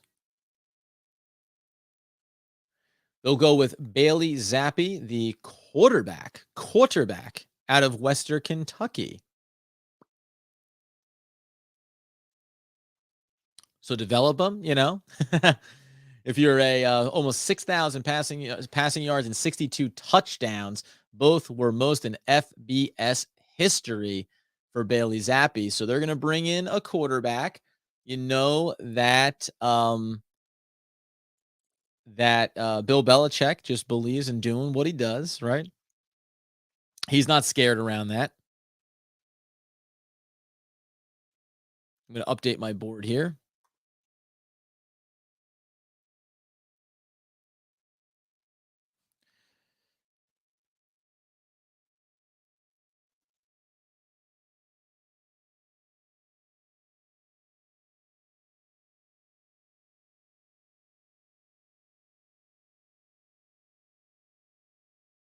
Got my list up there. Players to watch, trying to get some traction, trying to get some action here. So as they show the highlights for the new quarterback for the New England Patriots, possibly the new franchise quarterback for the New England Patriots, Mac Jones, you've been put on notice. The honeymoon is over 1 year into your NFL career. And at some point here too, good organizations, when they see a value like that, you go ahead and you take a flyer on it, because whether it's with you or with someone else, or whether it's just having a quality backup, right? I mean, go back to last year, no quality backup behind Daniel Jones. And then when you needed it, no one there for you, right? We remember the year prior, you felt like you were in a better situation when Jones went down. You could still afford to try to win some games, whether or not that matters in the grand scheme. And maybe if that prospect does develop and you still have the quality player in front of him, you feel like, hey, there's a real chance there. And to that end, I will just throw out here, as we're discussing 138 now, Steelers pick is in. The one thing that I wanted to do is I'm just going to go over to the quarterback room. I'm going to try to remember. There was a name that I thought was an interesting one. We knew about Cole Kelly, that monster of a man. But I thought that, if I could remember him here, let's see if I can come across him. There was a quarterback that was talked about developing in the vein of a I'm gonna blank on the name now. Down with the Saints, having a little bit. Taysom Hill, a little bit of this. Hey, he could be a bruiser. He can do some short yardage run stuff for you. Maybe throw a little gadgety kind of trick play guy that you fold in with your quarterback. But at the moment, I'm trying to remember who it was here. I don't believe it wasn't Cole Kelly, who's that monster 6'7" out of southeastern Louisiana. Big guy, lot of maybe potential to develop. Was it EJ Perry? We're gonna get over on our draft board here on Draft Buzz and take a look at a couple of these guys. And I bring it up because, while not necessarily right now, but 146, 147, 173. What if at 173, I told you there was a guy like that, a short yardage Taysom Hill type of quarterback? And if you're the Giants and you're not picking up the 5th-year option on Daniel Jones, when you look ahead to next year and what you think could be a very deep draft class, fantastic. But what if it's not quite your draft class yet, right? What if you don't love that draft class, at least to the point, or you're not high enough to take the pick and you don't want to mortgage the future? You still have Tyrod Taylor as a bridge quarterback option.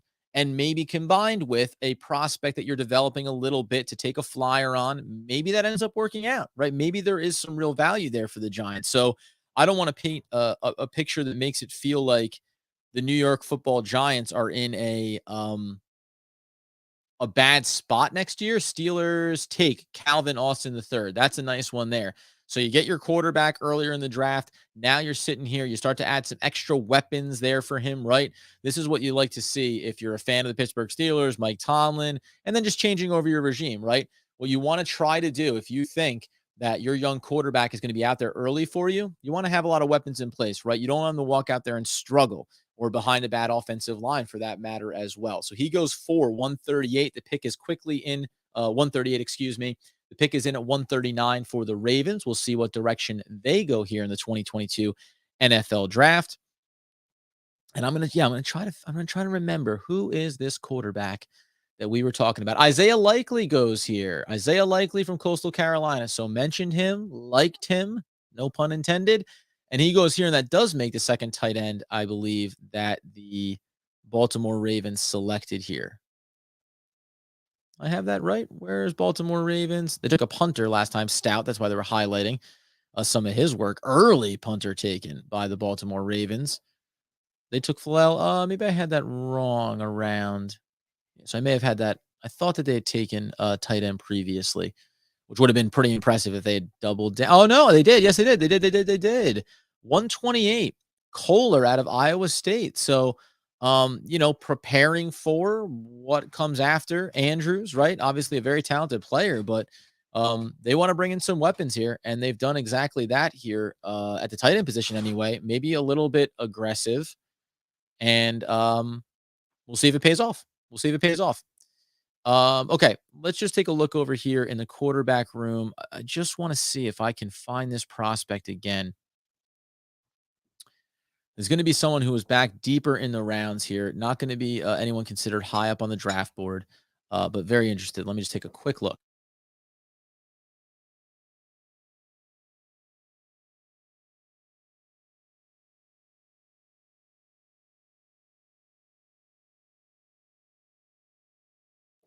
All right. Trying to find, where did I see this?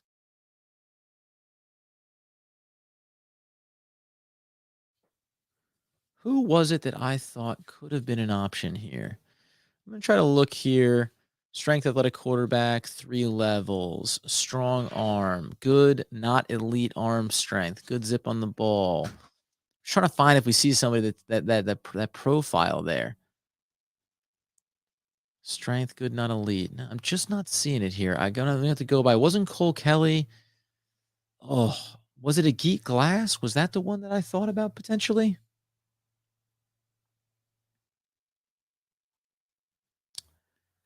See if we get his profile up here as we continue to work our way through. Not that it matters, but I'm just so intrigued about it.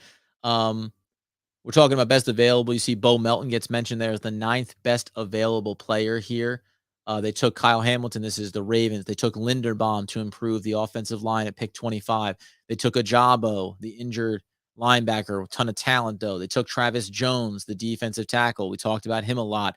Took Philel, the offensive tackle, make it better in front of Lamar Jackson. Then grabbed Amore Davis, the cornerback, followed up by Kohler, then mixed in a little bit of first punter off the board action. Jordan Stout goes there and then comes back with Likely. So double tight ends taken here. Very interesting to see the Ravens with what they have at the tight end currently to go ahead and step back into those waters again. But when you're a good run organization and you see that, you say they have a plan. When you're a bad run organization, you say, what's going on here, right? So I want to see if I can find this kid out here. Gosh, I would love to see it here before he comes up and maybe the Giants go that route. I'd really like to be able to throw that name out there on the board. 6'3", couldn't have been a Davis Cheek. No. You know what? We may just have to let it unfold in front of us here and not worry too much about it. Isaiah Likely, as they're highlighting him here, I did enjoy him. I know the Giants went with Bellinger, and you feel good about that. This is a kid, very versatile player, 6'4", 245. I think you like what they can do with what any offense could do with him, let alone what the Ravens will be able to do. And you're going to see him here just out over the top, high point in the ball, going up and attacking at it. Very nice stuff there. And then obviously showing a little flick on the outside and what he can do in the blocking game. Physical player, gets himself in front of his running backs. So, and then here lines up a little bit, doing that stagger in the backfield. He's not a big player, and that's really why I think, when you see him come out of the backfield here, you can mistake him for um, a lean wide receiver, a little bit of a jack of all trades kind of player there. Like him though, talented player, good prospect, falls down the board a bit here if you are the Baltimore Ravens, and they get a great selection. Their next pick in is there as they were going back to back. So inching ever closer, we're up to 141. Big stretch on the mic as we see if the New York Football Giants will come up and maybe high point some of the players that we've been discussing here. By the way, if you're enjoying the content over here, there's a couple things that you can do. We set it on both days here. You can go over on Twitter and follow One Giant Podcast. Give me a follow at Adam Armbrecht if you're looking for more area sports coverage, the Locked On Nets podcast. That is myself and Doug Norrie. Been doing that for a number of years now as well. Also have the YouTube channel for that. And then, as I mentioned before, you're going to start to see in the coming weeks here, going to try to flesh out doing some live radio style programming live on YouTube, call in opportunities for fans of all the regional local sports. Just think about me as the subsidiary. Well, maybe that's being too official. Just being a supplement to when you're hearing Boomer and Geo in the morning on the Fan, when you're hearing a former sportscaster colleague, Keith McPherson, on the Fan, who I absolutely am a massive fan of and could not be happier for everything that he has accomplished. It's not the luck that he's had. He has done a phenomenal job putting himself in a position to be as successful as he has been to this point and will continue to be. But we used to have great conversations around the NFL, around the NBA, when it came to some sportscasters. So we're going to try to dial those conversations back up. Scheduled programming early in the week. We'll do some NFL preview stuff towards the back end as well. That's going to be a separate, unique channel. And we're going to try to fire that up. Some other great voices like Ray Rout, who covers the Patriots, also covers the NFL at large. We've mentioned Lawrence Owen. He does great film breakdown work for the NFL, also covers the Indianapolis Colts, who have had a tremendous draft for themselves. Darian Williams is going to be the pick here out of Houston for the Baltimore Ravens. So they add some talent to their secondary as well. 142 up on the board. That will be the Rams finally coming to play here once again in the draft. But as I say, a lot of fun stuff that we're going to try to do. That'll be launching hopefully in the next couple of weeks. So keep your eyes peeled for that. And it's something where I want the fans to be able to be rewarded. We talk about being able to call into your favorite shows and have discussions around your teams. It's hard to get in on those big national platforms or those regional stations. I want to be something that everyone gets to get in, have their voice be heard. So we'll start to schedule that out and hopefully put ourselves in a good position to just be another spot where New York, New Jersey regional sports fans get to have their voice be heard. That being the case, the LA Rams are on the clock. We're at 142. That means just 4 more picks to go before we can start to talk about what the New York Football Giants do here at 146 and 147.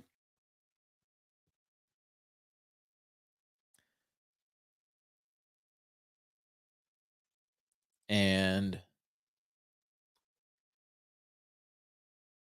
then we'll take a nice breather for everyone involved here between 147 and then 173. Rams pick is in here. I mean, there's just so much talent still is on the board here.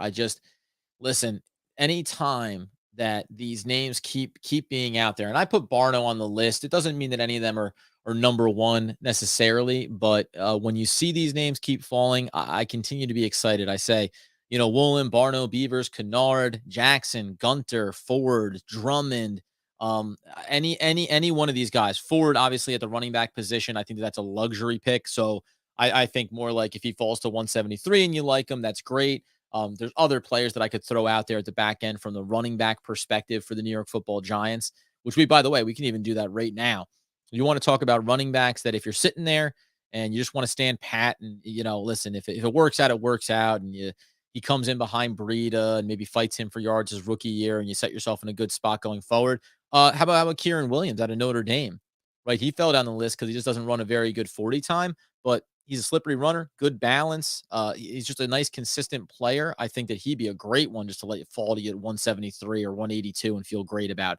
Um, Tyler Batty, I'd mentioned him out of Missouri over the course of things. Small running back, shifty runner, but I like him. Well, I'm trying to remember a couple other guys that I really thought. Tyler Goodson out of Iowa, right? I mean, Tyler Goodson is a guy that put up just enormous stats at 5'9", 197. But as the Rams pick will come in here and get announced, this is a guy. Let's go by the measurables for Tyler Goodson.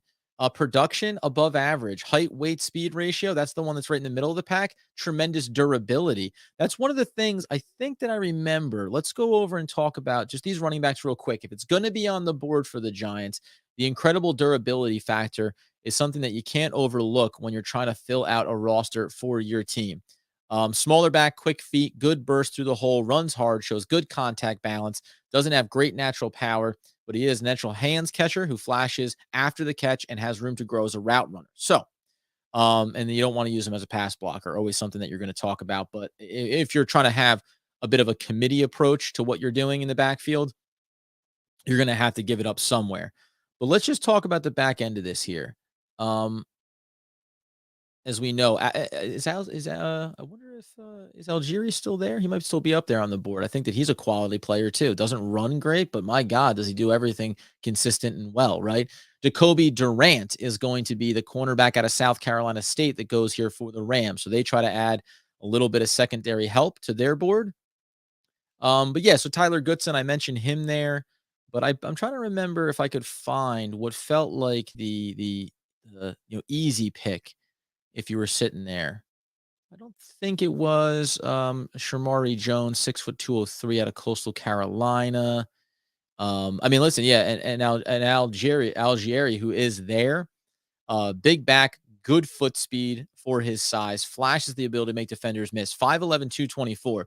When you talk about right now, right, because you do have Matt Breida, so you can't overlook the fact that he exists on your roster. Pass catcher, a little bit of speed, burst, right? So you think about the complements that you're creating, not just right now, even if Saquon's on this roster, but then going forward.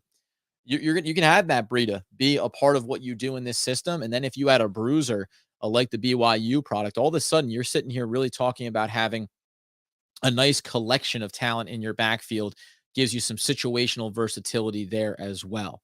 Was Snoop Connor out of Old Miss? Let's dive in on him a little bit here.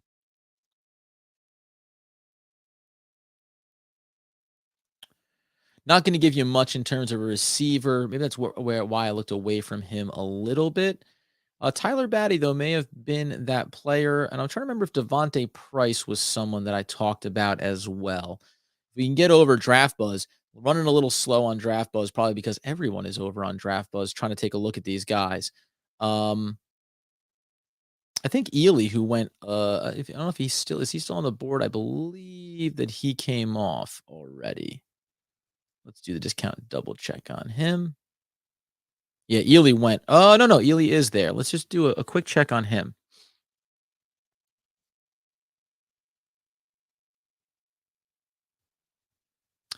5'8", 189. He would not have been on my list there if we're just being wholly honest. The smaller the back is, the harder it is for me to take him earlier in the draft, let alone as you work your way through the back end rounds and say, where's the value? You're looking for someone that's going to be balanced for your team. That's going to give you, let's go. I want to go in. Let's go in on price here a little bit, man. A 4.3, 840, 6'2", like his size at 200 pounds, a little bit lean, as we like to say.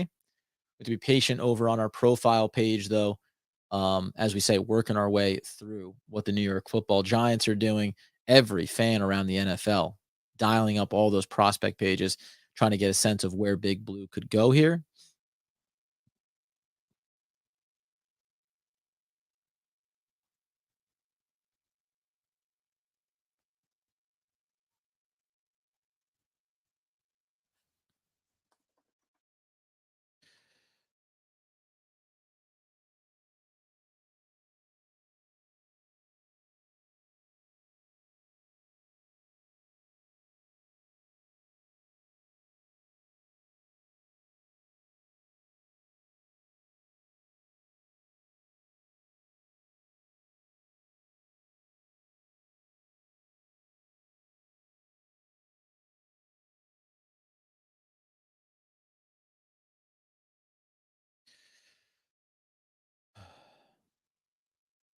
All right, let's just do one more search here. Sorry.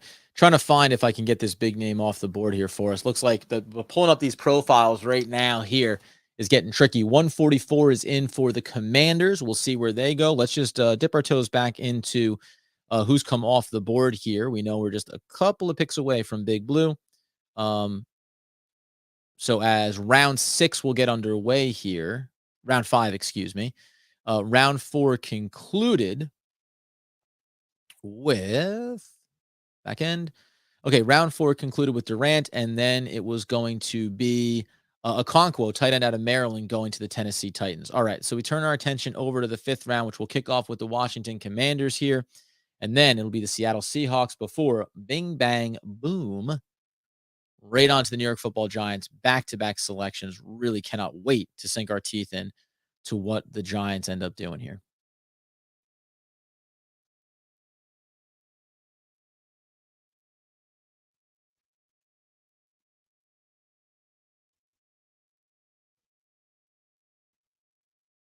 10 starting QBs, as they mentioned this before, for the Commanders, waiting for this pick to come across here as we just kind of drain the clock here before we get to New York Football Giants. Pull the trigger on a couple of the names that I have down in front of you.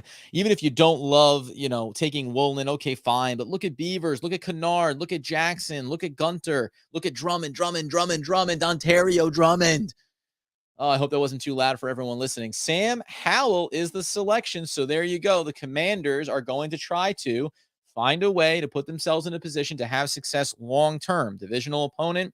Obviously, we know Carson Wentz back in the division. But if you are the Commanders, you can't rest on your laurels and think that Carson Wentz is going to be the answer, big picture here. So you go ahead and you find some value on a player. We talk about like player profiles and where these guys have kind of been. Well, at some point, you have to sit here and think that there's a real opportunity for guys that, second, third rounds. But once you move off of them, it does kind of become this, well, now when, right? When is it going to be? So as the New York Football Giants come up here in one more pick behind Seattle, back-to-back selections. We already had the names up there in front of you, but let's add in McCollum there, the other cornerback out of Sam Houston. I think that that's a really quality pick here that the Giants could add if you're rebuilding that secondary. We say offensive lineman Kennard would be a nice one here for me as well. Off-board names that you could be thinking about. Listen, Braxton Jones, 6'5", 310, offensive tackle out of Southern Utah, but maybe would kick inside a little bit. Possibility there for the New York Football Giants. And then, again, we say if running back is on the board here, I like Jerome Ford. If you're Jerome Ford, excuse me. If you're going to go with a running back, I think that he's a nice selection here for the New York Football Giants as well. So defensive tackles are out there. You can certainly talk about. Curious to see if they see the value on any of these particular opportunities here. Carson Strong still out there on the board. Fallen prospect was Justin Ross. He went from being top of the second round and then really just because based on expectations versus where he's ended up, haven't seen that come across. Another name that I'm going to throw out here for you as the Chiefs traded up here. So they're going to come in at 145 and make a pick ahead of the New York Football Giants. Always keep an eye when a team makes a little trade up here, get ahead of somebody like the Giants. Maybe that means that a player potentially that the Giants may have had their eye on. Didn't mention Tyson Anderson. This would still be a name that you could talk about here for the Giants. Could still be looking here and saying Tyson Anderson, safety, versatile player, coming in there at, excuse me, losing my traction here for a second, coming in there at 6'2", 209, right? Really good at the combine, had second tied for the 44-yard dash time there. All the measurables, the cone drills, predominantly played over the slot, but has experience in the box and deep. He closes quickly, tends to limit the production after the catch. Big hands, wide catching radius, hasn't intercepted a pass since 2018, if that's a problem for you. But another nice prospect here if we're filling out the secondary. You got to keep him in mind as well. And then, oh, by the way, another one that I mentioned here just in this mix, Leon O'Neal Jr. was the other one, 6'1", 204. Really liked his range that he brought to the table here. So curious to see where they go.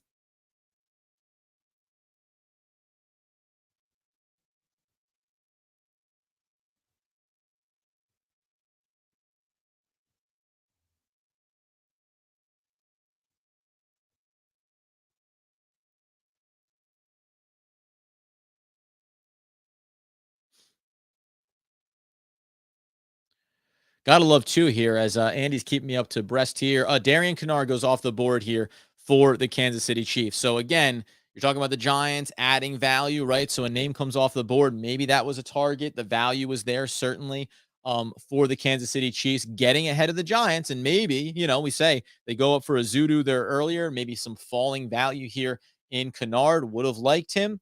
Chiefs sneak up and get him here. So let's see what the New York Football Giants do. Now on the clock with back-to-back picks. Great tweet here. Zach Rosenblatt. Kayvon Thibodeau said once he got his playbook, the brand went out the window. All he wants to do now is learn the defense. You got to love to hear that. We said before, best value for your off the field brand is your on the field production. And if Kayvon Thibodeau is smart enough to know that, then obviously he's going to go ahead and say things like the brand's out the window. I want my head in the playbook. I want to have success.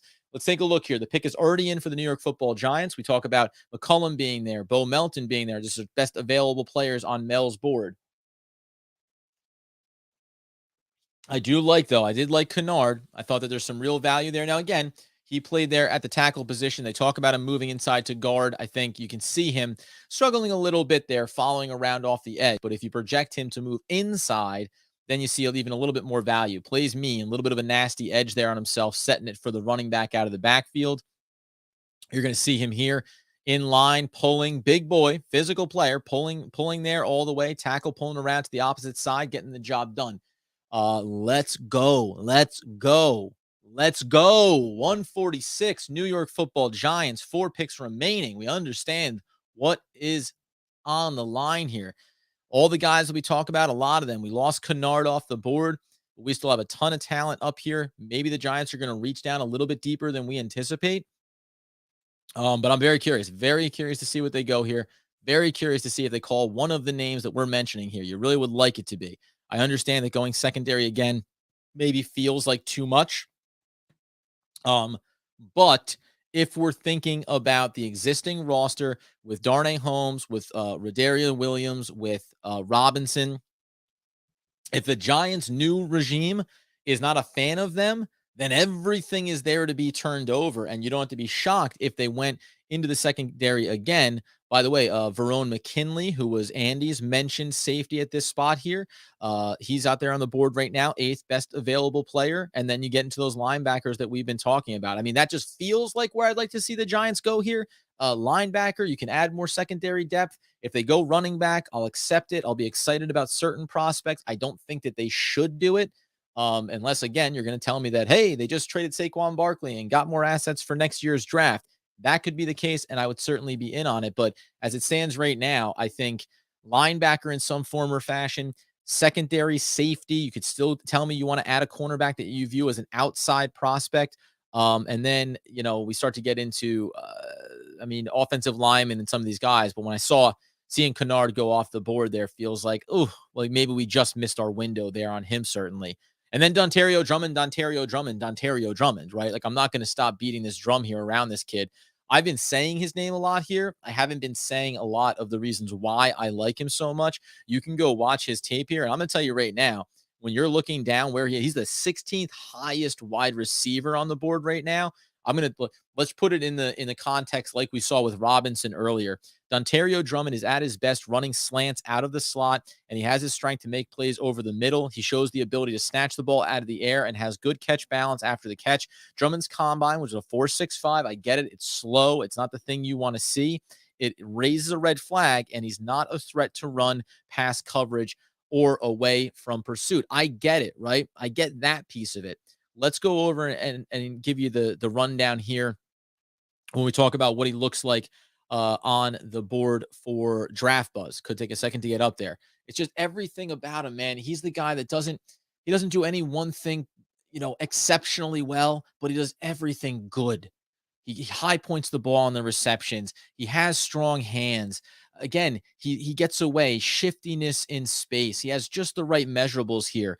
Listed at 6'1", 215. But if I can get this up here, let's get in on this kid. I couldn't be any higher on just thinking the value was there. And maybe he's there at 173 or he's there at 182, and that's fine. But it's just a guy for me that you can take him at any point that you want. after you get out of that third round, and I'm going to be ecstatic about the prospect. And I mean ecstatic about getting the prospect. I know you talked about Robinson playing in the slot there, but again, shifty, speedy receiver. So you think that you can move him around a few different ways. If you talk about projecting forward and saying you want to have Kadarius Toney and you want to have Robinson, and then you want to add a player like Drummond into the mix, I would be ecstatic about it. Let's go over to that prospect board. Let's take a look where he's just behind, marginally behind Shakir and Robertson Jr. and Gray coming out of college there. Chicago Bears, remember, took Velus Jones, so he's already off the board. He was behind Ontario Drummond as far as draft buzz overall scouting. Again, this is where we're talking about taking picks that make sense to you, right? Not being worried about whether or not someone else has them lower on their board. The pick is in right now. We're waiting, waiting, waiting.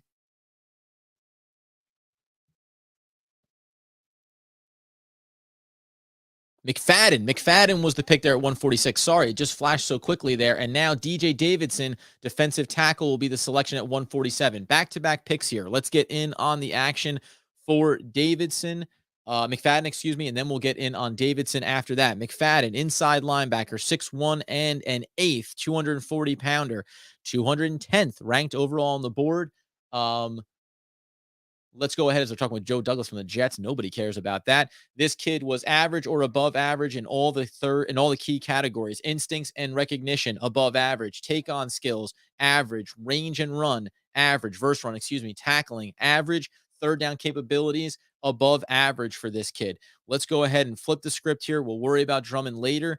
Let's get ourselves in on the prospects. Let's talk about the linebackers, and let's try to get ourselves a little bit deeper look at what the New York Football Giants have picked up here on this player. We're going to go ahead and back ourselves out. Let's see if we can get these selections here. So we said, right, inside linebacker, and then they go defensive tackle as well. So again, building the center of that defense now.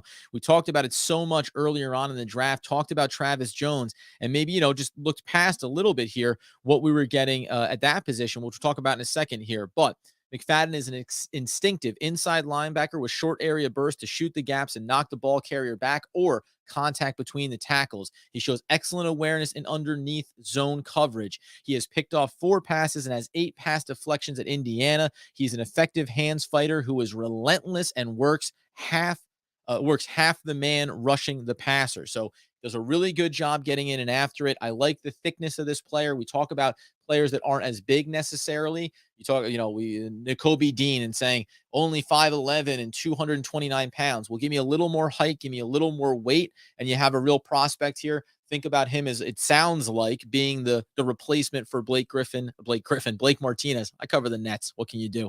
On the inside there for that linebacker position, get a little more weight, a little more heft, and someone that can do some work for you. Let's quickly talk about DJ Davidson out of Arizona State, 6'3", 327, has the size and upper body strength to hold his ground and stand up on blockers in a phone booth. He flashes the ability to locate the ball and get off blocks in time to make the play. His pads rise, and he gives too much ground on double teams, so getting caught up when you talk about playing over that nose tackle position potentially. And he lacks the change of direction and closing speed to regularly get to the quarterback. But if you think about putting him over the nose tackle, and you think about maybe getting some more one-on-one opportunities, depending on Leonard Williams and Dexter Lawrence at the end positions in the 3-4, nice prospect here. Again, we'll dive in deeper over on Draft Buzz to talk about this player a little bit more.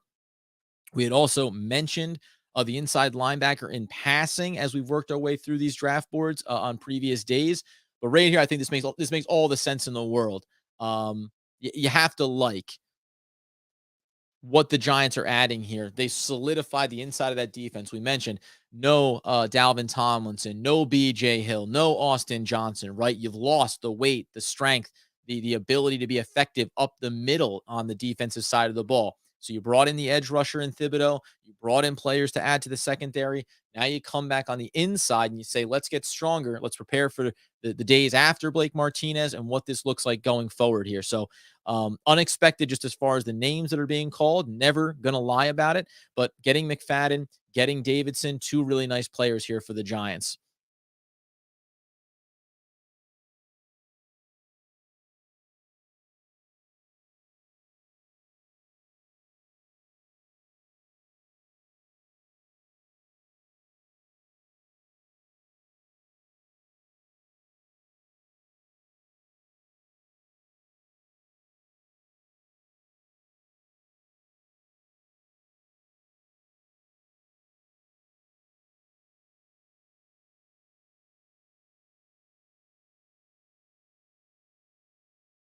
Okay. Sorry, just getting this tweet out the door, as we like to say, multitasking, trying to do the work. We know what we're here for.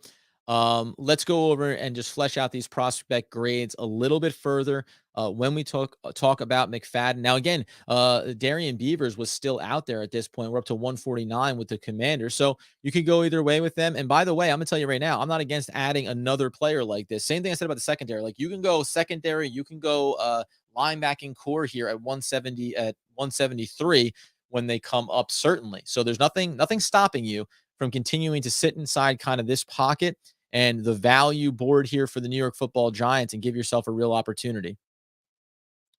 Yeah, yeah, exactly. Fuquay, Steve. Yeah, again, solid linebacker, right? Again, when you're in these middle and late rounds, we're not talking about getting your Pro Bowlers here, but you are talking about bringing in a player that can he walk in the door and all of a sudden take Crowder, situational football. You want to be stout against the run if Blake Martinez is healthy. Well, let's put in two big physical boys there. Let our secondary do the coverage. Let the edge get after the quarterback here, force him off his spot, force him to move a little bit quicker. And then if they're running the ball, well, we really believe that was Aziz Ojolari and Kayvon Thibodeau. Now all of a sudden the outside is gonna bring that pressure from the outside, force the ball carriers up the gut, and now you add another linebacker and the defensive tackle to say, yeah, when you come inside, you're button heads, you're getting shut down in a hurry. Let's go ahead and take a little bit of a pause here. We're gonna come back in. We're sitting here at 150, so we got 20 plus picks here before the Giants are back on the board. Let's take a look at the clock here. It's 2:15. Let's plan to come back in at 2:30. All right, 15-minute recess. Let's get ourselves going here. We'll turn back over and still talk about players, names to watch. Ones that I have to take off here probably. Got to clear out Kennard for sure. I'm not going to take off Jackson. I'm not going to take off Beavers. Those guys can be added into this mix here. For the most part, we can still feel good about it. Let's say back at 2:30, excuse me. Back at 2:30, names to watch. Still keeping some of those good ones out there on the board. We'll update it in case we lost anybody here along the way. But let's take a break. We'll see you guys for 173.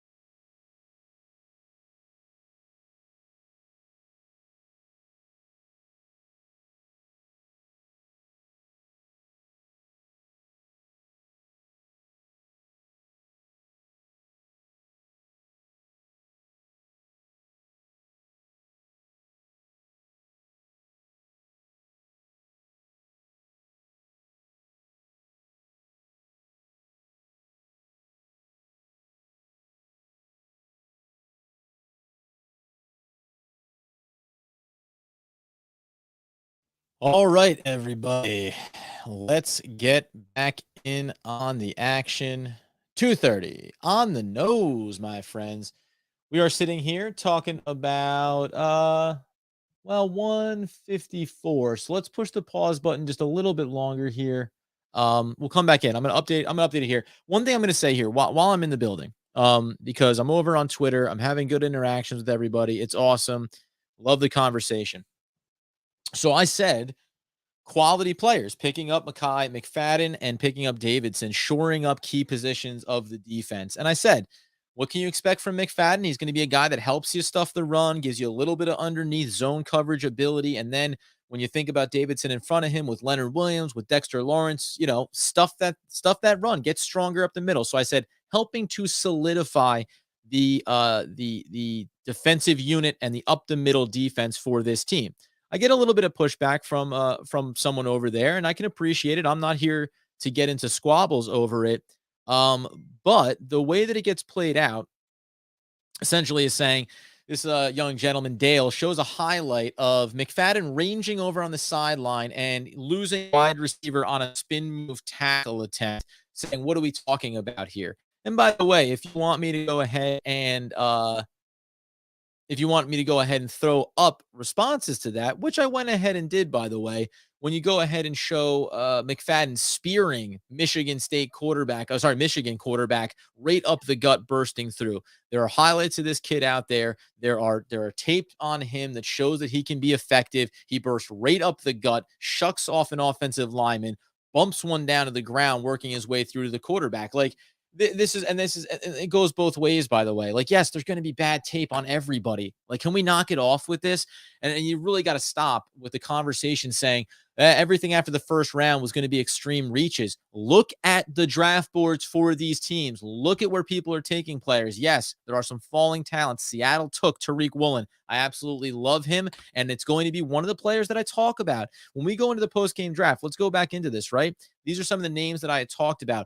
Woolen came down to a spot that I thought would have been reasonable for the Giants to take him at when they came up at 146 or 147. So yeah, I would have taken him, but you already picked up a couple of other defensive players that you like to add to the secondary. I was a big fan of Udu. Do you think there were other players that got taken right behind him there? Certainly. There are other names that they could have gone with here. Emerson was actually the one that went just behind Izzudu. But you have to look at the whole picture here and what the Giants are trying to build. And this is not me sitting here telling you what you should do is universally praise every single move that the Giants make. But what you also shouldn't do is make this wild assumption that if they don't take a position that you thought was a key value, if they don't take a position that you think or a player that you had high on your mind of what the Giants should do, that somehow it's automatically a failing. By the way, whatever it's worth, Carl Banks came out and said that pick of Robinson, here's something that you may not have known about it, and I want to make sure that I pull this up here the right way when we're talking about just some of the tweets and responses that we were getting over here. The conversation, right? This is what's going on in and around these conversations. See if I can get Carl Banks' take up here on this. When you say like, oh, and listen, is Carl Banks going to be sometimes an apologist around it? Maybe. But how about the fact that PFF, and we say it's not the end all be all, the Giants selected Kentucky wide receiver Wan'Dale Robinson. He ranked first among all SEC receivers with a 91.3 PFF grade. It's not the end all be all, but it certainly is some things that you can point to when you hear people saying, why on earth are you selecting this player here? There's scouting departments do a lot of work, right? They do a lot of work and build their boards a certain way to try to create maximum value throughout the draft. And a lot of things happen, like Jerome Ford going to the Browns here out of Cincinnati, right? A lot of things happen that shift your boards and shift your draft needs. But I cannot sit here and in any way, shape, or form, dismiss the picks that are being made in New York Football Giants or hold my own as the ultimate standard that they need to be held up to here. There are going to be players that I'm going to talk about that I think they could have done. Andy and I are going to do a couple of things here coming out of it. One, between now and Monday, I'll sink my teeth in on these players and really talk about what I think they bring to the table for the New York Football Giants. I'm trying to give you instant analysis around what they do, and that's just by looking at the roster and saying, where do these players plug in for the New York Football Giants? That's sometimes the easiest, quick thing you can do is say, how does it look when you go over and see the Giants depth chart and where these players plug in? So if the Giants are potentially adding starters, contributors, rotational players here in the fourth and fifth rounds of the NFL draft, yeah, I'm going to feel really good about it. Whether or not I wholeheartedly loved or did not love the game, the time or selection or the player at the time. Go over there on the draft board right now, and you talk about where these players plug in from a depth perspective. Like I just said, Tay Crowder is there. He has TJ Brunson behind him. Right now, it's Blake Martinez with McFadden plugged in behind him. And if you don't think there's going to be situations where it's Blake and McFadden plugged in there, or that Blake maybe isn't going to be 100% healthy and McFadden gets a chance and Carter Coughlin comes in to contribute as well, it's 100% going to be the case. Up to 157 now in the draft with the Tampa Bay Buccaneers. When you talk about a defensive tackle, I'm going to tell you right now, DJ Davidson plugs in immediately behind David Moa, and that's going to be an opportunity for him to step over top of him in training camp if it looks like he can do it. And at the very least, he is now the second man on the depth chart. So you can't tell me that taking a fifth-round defensive tackle that you believe in, regardless of where you think it was ranked, if the Giants believe this is a quality player, they're talking about a guy that a year from now could be the starter at the nose tackle position for the Giants. That's what we're talking about here. So I really get, as you can tell, why not? Late in the day, I get frustrated when people start talking back as the Buccaneers take Zion McCollum, one of the cornerbacks that we were highlighting there. I get frustrated when people want to clap back at something that they don't even have any context for yet, right? You have no idea how these guys are going to wholly fit in and how they're going to be utilized. So it's really a bit dismissive here when we're talking about the New York Giants and what it's going to look like.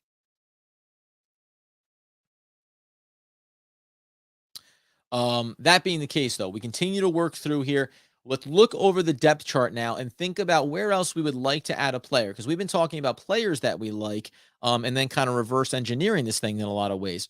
However, if I were to sit here and tell you as we look over this roster, we know they added Robinson. We know that Darius Slayton, they said they want to maybe move on from him. I'm not going to be shocked as Tyreek Smith, defensive end out of Ohio State, goes to Seattle at 158. Excuse me. Um, I'm not going to be shocked if the Giants want to add another wide receiver weapon here. This is me. I like Drummond. I just think you could still add another weapon to this room. If you look at it right now and you say, well, Sterling Shepard is a question mark at best and won't be here long term. Darius Slayton is not going to be here, whether he's on the roster this year, and they may push the pause button and then say, we'll replace him. We'll let him walk. But we know $2.5 million on the books. Giants are going to need to make some money here to take in all of their draft picks, certainly. As it stands right now, Zudo is plugged in behind Shane Lemieux. So you have competition. You could, I wouldn't be, can you draft a center for the future here? Let's think about that real quick here. Luke Wattenberg would be a name that I want to throw out as far as where the Giants could look to add some value here. We had talked about him before. Sorry. I'm completely fired up around. I cannot stand. And by the way, it goes both ways. Like I showed a little bit of reservation or reserved, enthusiasm around Neal and around Thibodeau. Why? Because you don't know. There's not a guarantee here. Andrew Thomas took a year before we thought, okay, now we're starting to see what the quality could be here for this team, right? So you have to have a little bit of patience. And by the way, we talked about it at the time of, well, there's Dave Gettleman screwing up the New York Giants, missing on Andrew Thomas when Becton was there. Well, now look, is Becton automatically the answer, or are the Jets hedging against if he's going to be, right? So things take time to evaluate. And making these proclamations in the moment is a bit much. The only thing that I'm telling you is the Giants are adding talent and depth to their roster throughout this draft class. That's what they're accomplishing here. And I don't, whatever, you can spit fire any which way that you want about it. I think that that's what they're accomplishing here. And then we'll see, right? We'll see how the depth chart looks once you move into training camp and work towards preseason and then work towards the regular season. Remember, when we go back inside the depth chart for the New York Football Giants, let me make a couple of notes here for you. Darius Slayton, previous regime's draft class. And I'm just talking about Dave Gettleman's draft class, right? When we talk about inside of the offensive line, Shane Lemieux, previous draft class, Matt Pert, previous draft class, right? Nick Gates, injured still on the roster. Assume that he's going to be gone here at some point in the offseason as well to make some of that money move.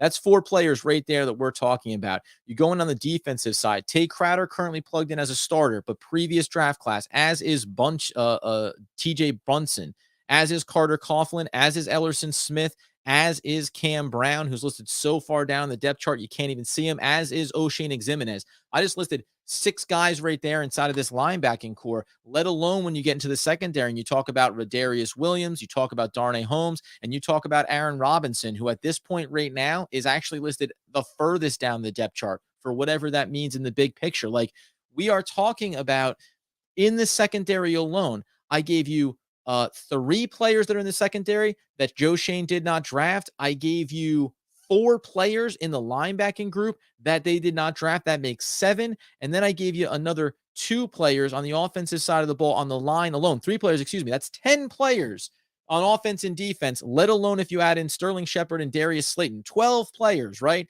Let alone if you add in Gary Brightwell. 13 players that did not come in underneath this regime. You have to have that reality. And this is why I said it about the best players all the way down to the worst players on the roster. The turnover is coming. The turnover is coming. That's all that it comes down to. You cannot sit here and think that the Giants are not going to turn over every level of the roster. It was never going to be about bringing in elite starters at every single position.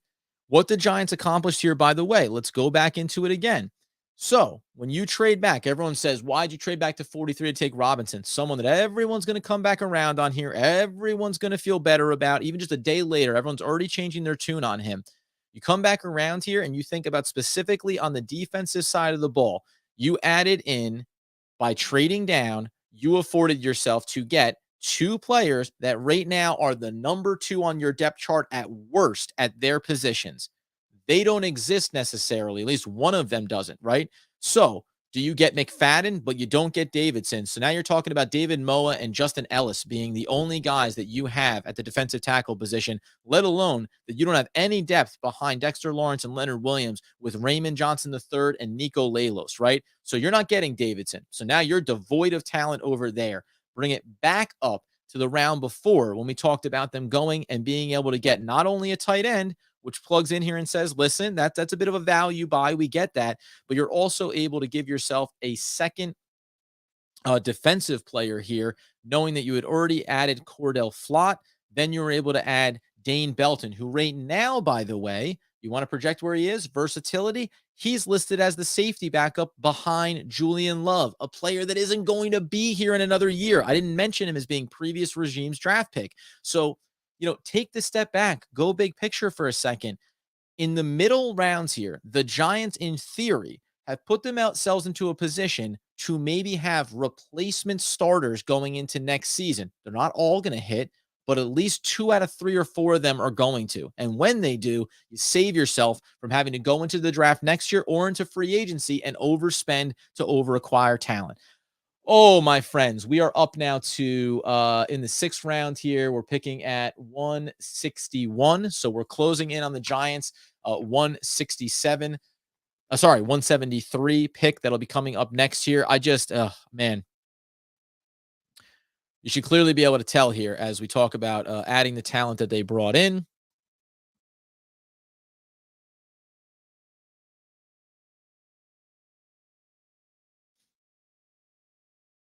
Really, just I could not be any more. I could not be any more irritated by the negative reaction to it. You don't have to be effusive in your praise for them, but the idea that you somehow know that these guys are going to be busts already is absolutely ridiculous. It's absolutely ridiculous, and it's just disingenuous. Overpraising players right out the gate is disingenuous. Even top talent. It's very easy to be excited about top talent because you already know they're supposed to be really good, right? Um, but to sit here and act like you have any idea about what Davidson or McFadden are going to be, it's just nuts.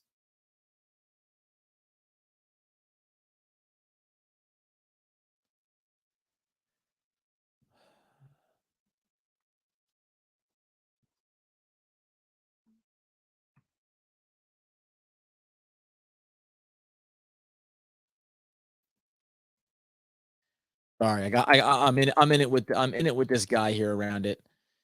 All we can do is, and this is when you got to rise above it. Time will tell, right? That's what we can say about these players. Time will tell on them. Um, and that's all that really matters. That's where I'm going to leave that there as far as trending negative. We're going to get back into where the Giants can go here in just 1 second, as far as coming up at 173 and then 182, which will close out their 2022 NFL draft class. DeMarco Jackson goes to the Saints. Really nice pick out of Appalachian State. Liked him as a prospect. I'm sure people would have been absolutely disgusted if I had suggested they take him at 146 or 147.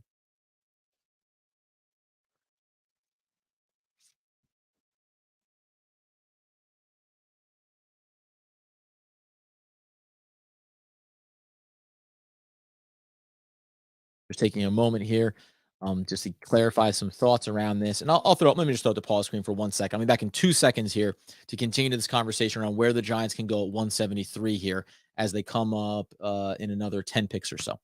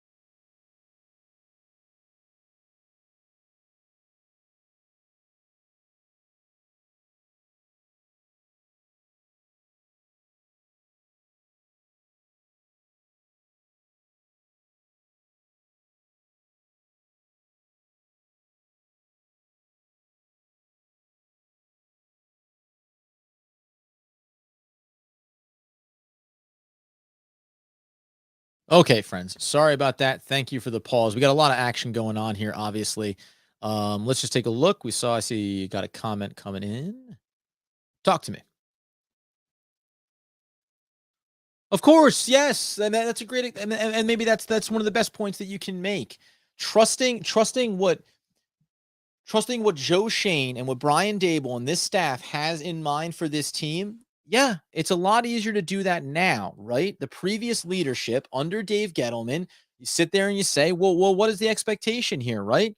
And again, I'll go back inside of the let's go back inside of the depth chart here to kind of talk about that, right? I mentioned Julian Love at free safety. Well, Dane Belton is now going to be in this mix here to be his replacement. Remember, Julian Love is coming. He's coming to an end here. The end of the road is coming here for Julian Love. So do I have a higher expectation for a mid to late round pick in this year's regime than I did underneath Dave Gettleman? Yeah, I certainly do, right? Even guys that I maybe do still like a Rodarius Williams or like an Aaron Robinson that I think can maybe still develop into something. Do I have more trust that Cordell Flott is going to be a quality pick inside of Wink Martindale's system than maybe what the Giants did underneath Dave Gettleman? Of course I do. Right, Darnay Holmes is about to be out the door here. So even from that standpoint, of understanding that some of these players will play out their contracts, like O'Shane Ximenez as well, next year. Just from a contract standpoint, rookie deals coming to an end, right? O'Shane Ximenez and Julian Love and Darnay Holmes and TJ Brunson and Tay Crowder. I mean, even Carter Coughlin and Cam Brown are going to be into their now third seasons this year coming up. You have to look at those players and understand that that's 7 guys on the defensive side of the ball that you're going to need to have better depth moving forward. And because we couldn't trust the previous regime, that's what happens, right? You end up in a spot where you need to take a step back and say, this is a part of what we need to do. And you have to reset your expectations and your trust and faith that the new regime can get the job done. Likewise, on the offensive side of the ball, again, I'll say it again. Sterling Shepard is not going to necessarily be here. Darius Slayton is not going to be here. Kenny Galladay may not be here in next season, depending on how contracts look. And if he can be a little bit productive, you may be able to get value back on him. That's 3 players right there. We already don't have any of the tight ends that were on this roster previously in Evan Ingram.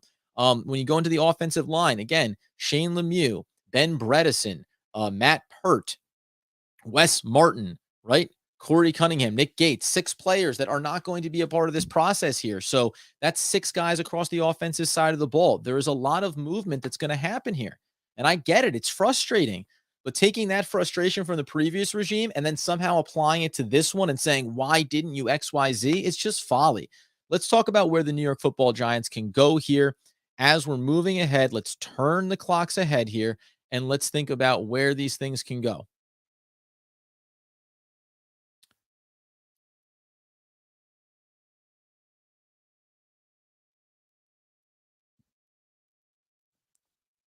Sorry, answering Andy over here as we're having a good conversation on the side.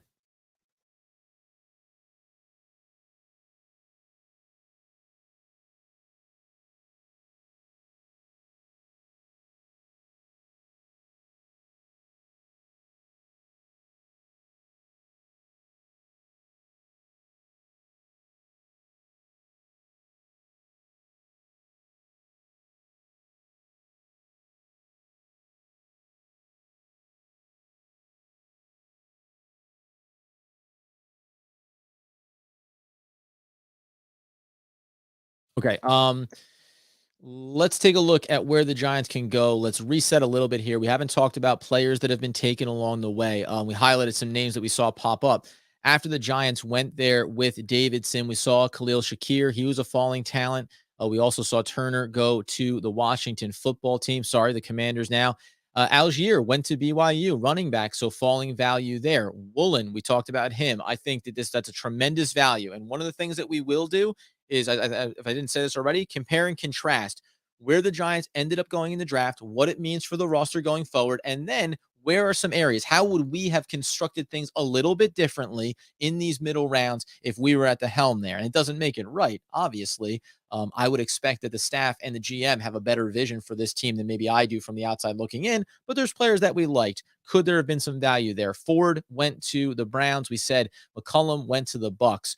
We also saw a couple other players worth mentioning. DeMarco Jackson, as we said, went to the Saints there. The Tennessee Titans went with Phillips, the wide receiver out of UCLA. He came down a little bit. Now we're sitting here on the board. The Rams pick is in. We're talking about being at 164. So closing in the gap here. Multiple picks coming up for the Minnesota Vikings. The Bears have multiple picks coming up here over the next handful. The Cowboys are in the mix there. And then it'll go Houston, Green Bay, San Francisco before we find ourselves picking there at 173 for the New York Football Giants. When we come back inside, who's available and where could the Giants go? Are there still names here that we've talked about? One name to remember. If talking offensive line, Jamari Sawyer out of Georgia. I thought that he's a guy, 122 on the board. And if you want to go, if you wanted to kind of talk a little bit extemporaneously around, well, the value is there. He's a guy that I really liked. Played all 5 positions on the offensive line at college, projects to play guard, physical tone setter, good power. His pads rise a little bit when he's on the move, and he has limited range. He rarely gives ground to bull rushers, but he's a waist bender with below average mirror and side to side quickness. Again, at this point in the draft, like we talk about, fixing the depth, adding the depth, played all 5 positions. Matt Pert's on his way out the door here. He's a guy that I wouldn't mind seeing the Giants get some real value on. The Rams selection is in. Let's see where they go here. And then beyond that, though, still guys like Barno are still out there if you want to add some depth. Darian Beavers is still out there. I would still really like to hear that name get called. We saw DeMarco Jackson already go. Kieran Williams goes. Add a little more depth there and consistency to the running back room for the Rams as they try to reload to be repeat champions. Tyson Anderson is still there. I don't know how deep they're going in this when you see Belton get listed there at the safety position. So probably not going to be in the board for him. Thinking of names that I've called out before. And as we can see, we've gone away from some of the guys that I've mentioned. But if I stood here right now, though, and I told you, I guess Beavers might be too much in the same vein a little bit as what you got in your previous selection here. But inside linebacker, again, do you believe in Tay Crowder or not? But, Tay Crowder, more of a, speed, undersized player. I could see Darian Beavers being a guy there. I could see Darian Beavers being a name that you wouldn't mind hearing get called here. So, yeah, maybe I would put Sawyer into the mix here for the Giants. If you want to add a little more offensive line depth, I could see that. Let's go ahead and kind of form a little bit of our expectations here.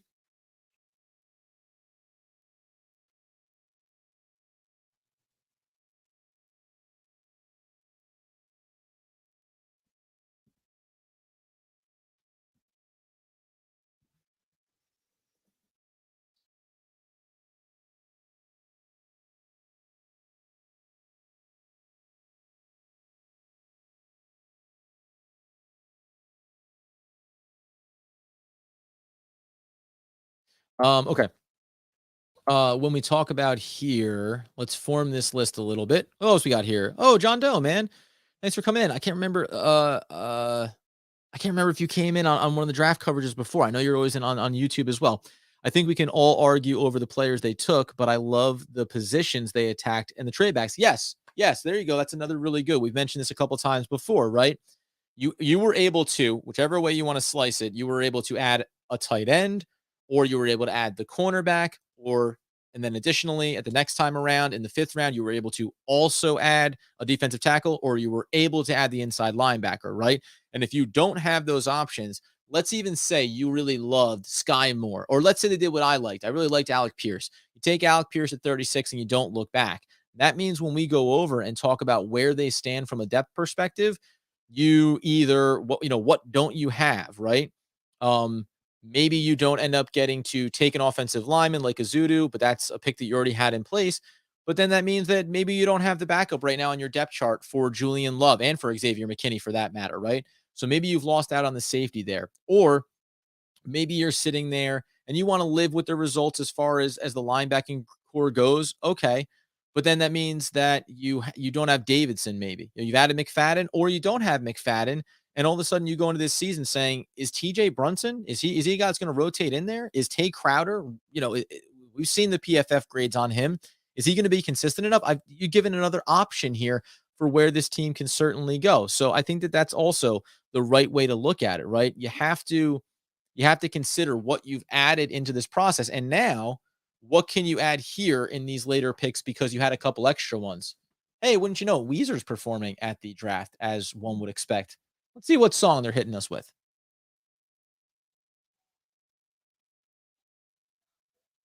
Another new album off of them. I gotta tell you, Rivers Cuomo has gone through some hairstyles that, listen, we all went through the pandemic, right? We all had some changes. We all had some looks. John Doe getting right back in it. Yeah. Yeah. No, 100%. The trade downs, again, this is why I keep coming back to it, because we're talking about a team that needs to turn over, and they showed a graphic on it.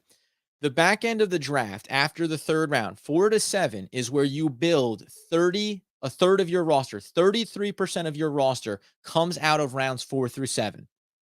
So that means if you can get more, right? When you get 2 more picks, it means that you can build out the back half of your roster a little bit stronger, right? That's the other factor here too.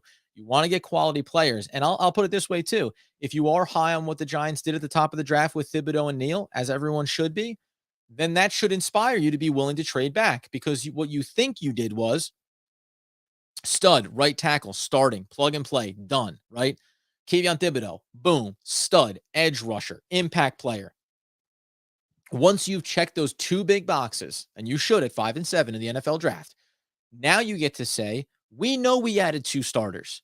So where do we go from here? And again, I happen to think that Robinson, the more we learn about him, is the more we're going to learn to like and love him as a prospect. But even after that, right? Once you get even to the third round, I include in there too, right? Once you hit that third round, you're trying to find a way to turn over a third of this roster and build it up here over again, this draft, next season, and going forward. So those are some of the things that I think you really do have to always be paying attention to when you look at those trade backs and the value that you get there. So 100%. Next year's draft class, you hope that the Giants are doing the same thing. If value and need meet there in the second round, let's trade back and know that we can get ourselves one or two more picks here that could be valuable for us. The Cincinnati Bengals at 166 is going to be in. Let's just reset our table here quickly on who's available, some players that are coming off the board now, and where we think the Giants could go here. I continue to, I mentioned that there when we were walking through. Sawyer is a guy that I think I still like the look of. Beavers is a guy I still like the look of. And then I said, listen, don't take Bo Melton off the board here, right? I mean, I know the Giants are staying kind of small and lean here at the wide receiver position, but a quality player there. I obviously. And then Tyson Anderson went off the board here to the Cincinnati Bengals. So good quality pick. And this is what I'll talk about. I'll talk about whether or not a Tyson Anderson at 140, at 147, and then instead of Belton, go X, right? We're going to have those discussions around what we think could have been better here for the New York Football Giants, but it's all going to be speculative. Christopher Allen, outside linebacker for Alabama. He keeps the pass blockers off balance with his combination of quickness and strength and efficiency. He is a high-cut athlete who is slow to redirect, which limits his effectiveness on the outside.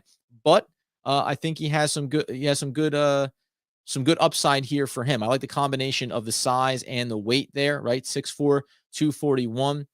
Does a nice job, plays the gaps well as a run defender. So maybe he is one that I like there too. As we're just speculating on names that we wouldn't mind hearing get called here. I'm going to start to put that into the bag here. I'll just go ahead and check in. What do we got here, John Doe? Keep the conversation going. And if Tony and Robinson both play well, we should have pre-snap motion. Yeah, that's a good one. Yeah, the old pre-snap motion when no matter what the offense was doing, no defense was remotely going to make an adjustment because it didn't actually mean anything. As opposed to now, this could be a far more dynamic pre-snap offense, to your point, right? You could have a lot of moving parts that you actually have to respect and worry about. And adding in a guy like Robinson all of a sudden, excuse me, on the mic, all of a sudden now when you add in a player like Robinson, you start to think, well, now we can shift to pick up let's create the best matchup for ourselves here, right? Whether it's Tony, whether it's Robinson, or whether it's for somebody on the outside, if Darius Slayton is still here, or Sterling Shepard if he comes back healthy, or Kenny Galladay, right? Dayron Bland is going to go here out of Fresno State, the cornerback to the Cowboys. So when you think about things like that, that's where value also increases for a team. That's where you have to look at it honestly and say, oh, well, this could be the reason why they look at him differently than maybe we do. So we're going to fire out here. I just wanted to go ahead and catch a couple of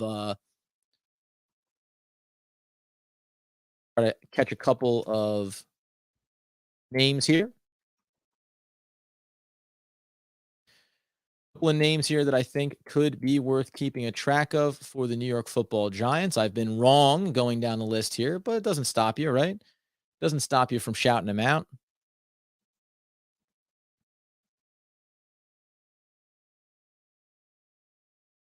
But yeah, so as we work our way through here, sorry, just doing a little bit of double duty, coming up on 169, 170. So we're closing in. We're working our way there. Offensive line depth could still, I think, be a viable option here.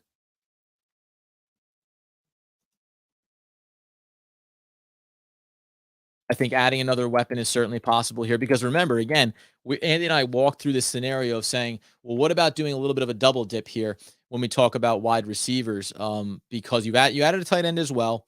But when you look at it, Slayton, no matter what, won't be here next year. Sterling Shepard, no matter what, won't be here next year. And then what about obviously Kenny Galladay going forward? So you know that replenishing the weapons matter here along the way.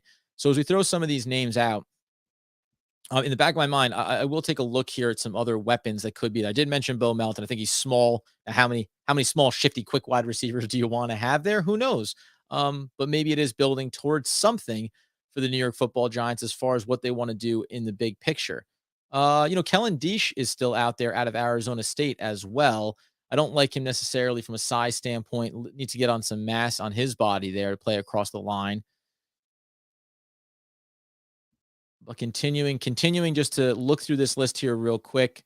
Going to throw out a couple of names. Damon Clark, LSU, who's going to have that spinal fusion surgery.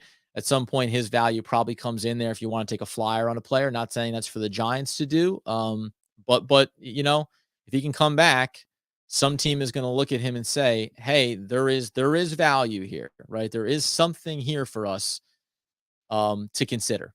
I would say, as far as taking a flyer and seeing if he comes back healthy. I'm going to go ahead and add Jeffrey Gunter to my list there, as we've mentioned before.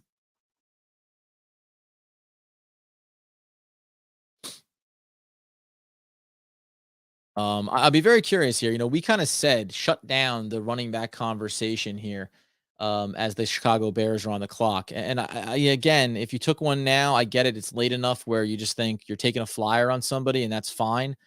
But I just never, like I said, I never love it. Jack Sanborn. Jack Sanborn's not a bad one either, out of Wisconsin, if you're trying to add some more value here.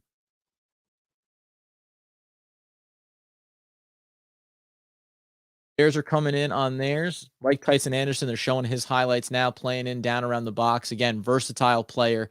Really, look at him, just gets out there. He starts in the box, sees that it's going to be a quick out route, closes the space out in distance very well, and gives himself an opportunity to have some success. So I really liked that there.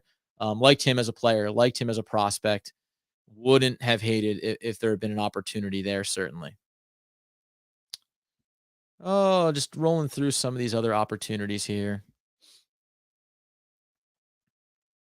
Oh, Jalen Naylor, wide receiver out of Michigan State. 5'11", 186. Like him a little bit there. Wouldn't mind maybe keeping him on there.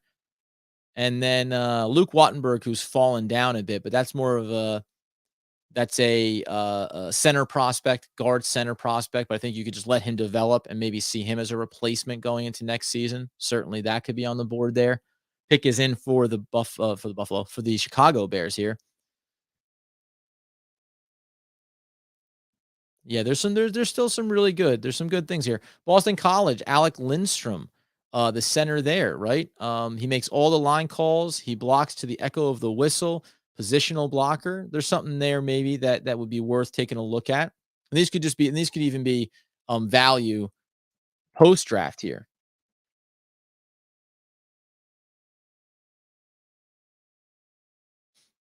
But just kind of putting together a little bit of a short list here. Names to think about: 173 to consider there at 180, at 182, and then even again, quality undrafted free agents that you could quickly say, "Hey, let's dial it up here. Let's try to bring in a really talented player." Just running through. I mean, we're going deep, right? There's Luke Wattenberg. Wattenberg is listed at 279 prospect overall. The big problem with him is the weight. He's only 6'4", 299. So I think you worry a little bit about that. Um, but again, I don't hesitate to pull the trigger if I think that the value is there. I'm a little disappointed, not that the Giants went with Bellinger at tight end, but it just means a guy like Derek Deese Jr., who I thought was really talented. He's down there on the list. Again, maybe you bring some of these guys in as priority free agents and just let them come in and try to beat out players that are on your roster. That's the other thing, man. I expect the Giants to be very active in the undrafted free agents. I would expect them to really attack that, try to bring in some quality players, and just give themselves an opportunity to get better.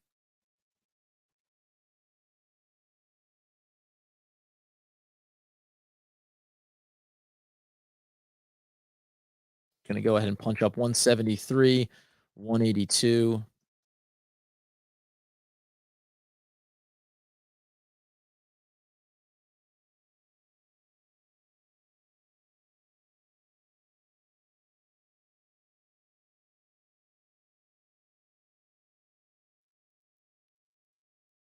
Oh, and I didn't keep Darian Beavers in there. Sorry. Let me make sure that I get that one in there just in case. Just in case it comes off the board. Want one player out of Cincinnati. Feel like I just want one player out of Cincinnati. Yeah, Darian Beavers. We'll put him up on the list there too.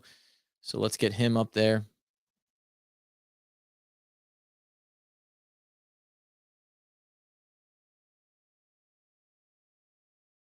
See who the Vikings go with at 169. They are taking Ty Chandler, running back out of North Carolina.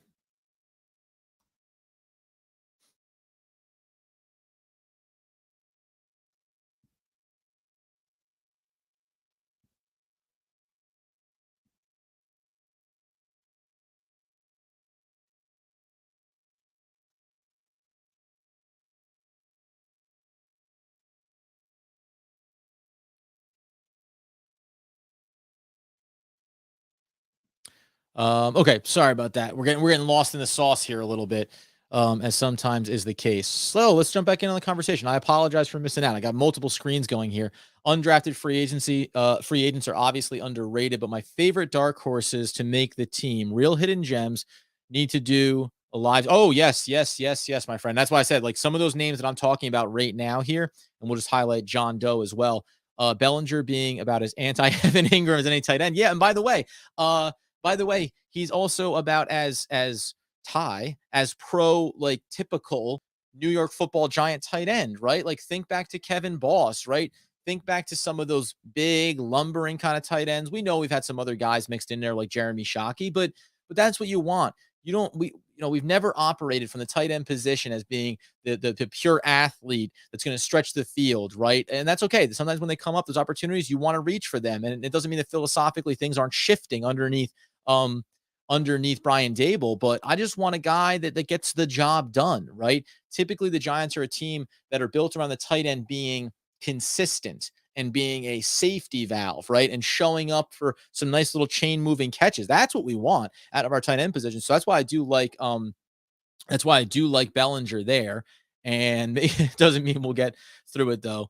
Just a little, yeah, a little PTSD coming out of it. But yes, we will be doing. We're going to talk about it. So I just mentioned some of those names that I was just saying there, in and around the 173, the 182. I'm gonna tell you right now, like there is an opportunity here as we're gonna highlight what Art Stapleton said over here on Twitter about a half hour ago. Clearly, Joe Shane is not just throwing darts at the board regardless of what you think about where players should be drafted in terms of rounds, it's clear the Giants are drafting players they identified throughout the process with a purpose.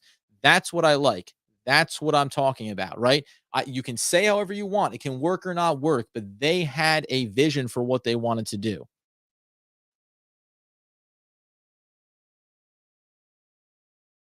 This is what I mean about you can the time will tell what it is that these picks turn out to be.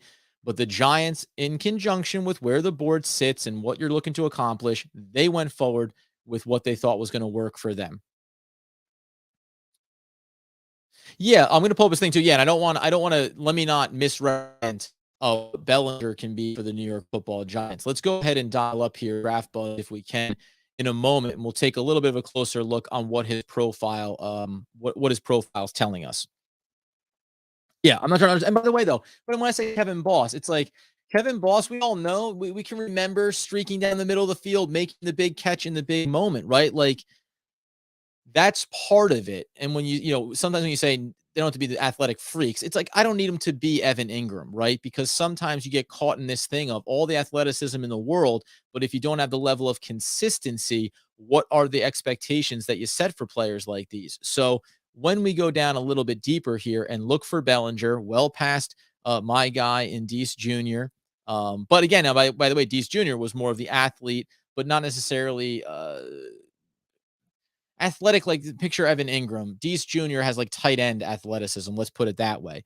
Um, no, when we talk about a kid like Bellinger, the hands are really strong. We talk about his intermediate and deep routes are good. And then we said the strengths coming in here. Let's talk about extremely good, soft, natural hands, consistently makes clean catches, has a strong athletic frame with room to add an additional 10 pounds of muscle mass, lean athlete with obvious upside, flashes, the ability to make the outstanding catch, right? So, yeah, I'm not diminishing Bellinger's athleticism. I think what we are looking for, though, is exactly that. What do we not have in Evan Ingram? Consistent catching, right? Not having sure hands. You get that, we think, in Bellinger. What do we not have in Evan Ingram? In the big moment when you need the big play, you want to be able to have those matchups go everywhere else and then have the tight end be able to feast on some of those opportunities. That's what we hope Bellinger gets to do here. His 40-yard dash time ran a 4.63, right? So not showing off, not falling behind, right in the meaty part of the curve there. We like that. I'm fine with that. 172 now. The 49ers pick is in. They are going to be, let's see if this one comes up on the board immediately here, if they wait for a second. In the meantime, let's just touch back over to the draft board, talk about who's gone here in these last handful of picks. Anybody important that we were excited about? Anyone that we missed out on? We talked about Jackson going. We worked our way through. So Tyson Anderson was the last one of note that we have been discussing. It was Bland. It was Jones. Went through Minnesota. Luke Wattenberg. There you go. Talked about him, and there he comes off the board, right? Luke Wattenberg, a great one. I think the Giants maybe would have been interested in him there at 173. So we'll see where they go. Nice developmental prospect. You let him sit for a year, put on 10 pounds of muscle, get a little bit into the rhythm of it. I think Luke Wattenberg is a guy that I would have projected to say, hey, a year from now, you're going to be talking about this kid getting it going. Yeah, very few drops. Exactly. That's what you want. I want to see if we can actually, let me try to pull that up here. When we talk about the New York Football Giants coming up on the clock, the pick is in. All right, the New York Football Giants pick is already in. We are ready, willing, and able. Where are they going to go, friends? I put out a lot of names there. I gave them a lot of hype. Let's go, let's go, let's go, let's go. Big Blue, what did you do? They go with, of course, right? They go with Marcus McCathan out of North Carolina. Let's get in on the player card here. So names we're mentioning and names we're not getting. Went with a guard, though. So we talked about Luke Wattenberg there, talked about Sawyer. They're going to go with another guard here, 6'6.5", 340-pounder. This is, again, you want to talk about going with the guys you like, ranked 327th overall on the board. So the Giants want these guys in here. When you talk about being later in the draft, these are the borderline undrafted free agents. You just want to make sure that you have them on their roster coming in. McCathan has the size and frame to wall off defenders in the run game. He fits better in a power-heavy scheme than a zone-heavy scheme, so a little bit of conflict there maybe with what we're thinking about for the Giants, but he fights to stay in front of his assignments and needs to play better with balance to improve his hands in pass protection. McCathan grades out as a reserve offensive guard with excellent size, but may never develop into a starter. So again, that's fine. Remember where we're drafting here, right? That's fine from a prospect standpoint. Giants are going to have one more pick coming up here in a little bit. We can go ahead and just say there's nothing to get overly excited about this. I'm not here to tell you, not here to light the world on fire. But when we're talking about the New York Football Giants right now and what they accomplished, let's turn our attention from this prospect standpoint. Let's go back over into the offensive line and remember now that when you add a player like this in, and now you see they're showing the highlights here, right? They're showing Wattenberg highlights here, and I really like him. I think that there's real value in him, and this would be the one time, the one spot, one of the instances, and we said about guys that went after the Giants picked, a lot easier to say, well, they didn't like the guy that maybe I had my eye on. Be interested about Wattenberg. He went at 171, just ahead of the Giants by a couple of selections. He's a guy that I think does project to be able to turn himself into a starter in a year. But again, with McCathan on this roster now, think about, like we said, you brought in Glowinski. That's a veteran. You have a 5th-round holdover draft pick. That's going to be Lemieux. You have Ben Bredesen in behind him there. You have Wes Martin. Those guys don't matter. They don't exist in the big picture of the New York Football Giants. So now they've added in another player that a year from now, you could be talking about having a starter plugged in, maybe a Zudu, right? I think you take him high enough, you believe that he could be a starter for you. And then maybe you have this player as your backup swing guard, right? So that's what I think we start to think about for that particular pick. Exactly. God, John Doe, where you been, man? Right? Where you been talking to me about what's been going on here? I think that that's what's important, right? Adding in depth at that position. I know it's like it's one of the least sexiest things that you can say here in the draft when you're hoping to find the diamond in the rough. Taking an offensive lineman doesn't exactly blow your skirt up, but at the same time, how bad has it been, right? When Nick Gates went down, the Giants had to literally trade away talent just to be able to have Billy Price be terrible at the center position last year because you didn't have any stability on your roster. That's what we're talking about with some of these picks as well. They're talking about them right here now live. Let's see. McKeithen is going to be how you pronounce it.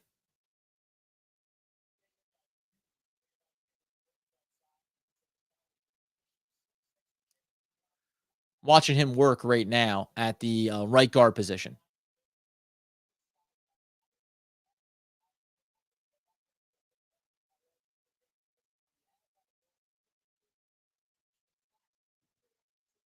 You're hearing Mel Kiper talk about him right now. Big physicality, showed it in flashes, didn't show it with consistency.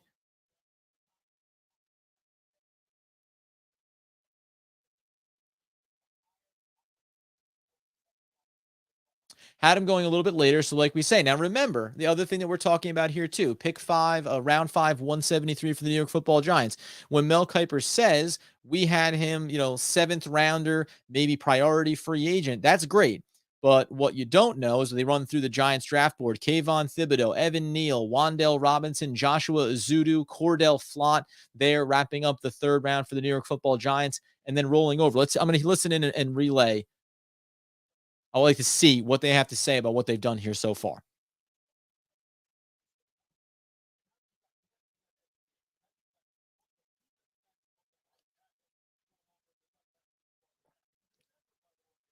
Then they went with Daniel Bellinger, Dane Belton, McFadden, Davidson, and now McKeithen.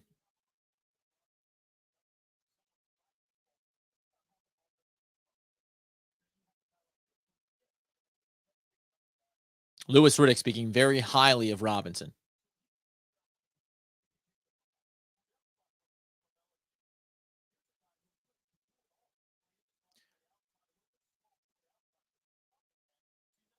Likes Flott, inside, outside cornerback, can do it all. I'm talking about how this should be changing and evolving perspectives.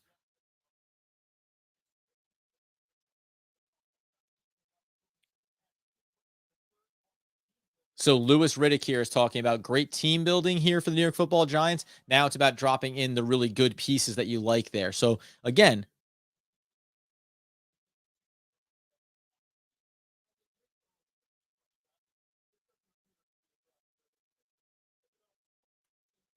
and so as they're highlighting here, now you have Todd McShay just reiterating the idea of when you miss early, like the Giants have done in the past, that's what hurts some of the value you're trying to build throughout this roster here. In turn, they find themselves now looking like they've done a good job. So again, this doesn't mean that I'm automatically going to call everyone a winner here and the Giants did it all. But when I hear some of the smarter minds around the NFL saying they've done a solid job building this roster out, they've put themselves in a good position here. That's what we're talking about.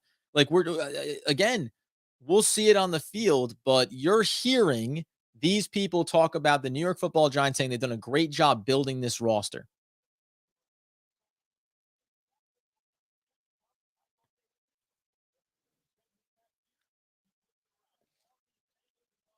We are sitting at 175 here right now, waiting for the final pick at 182 for the New York Football Giants.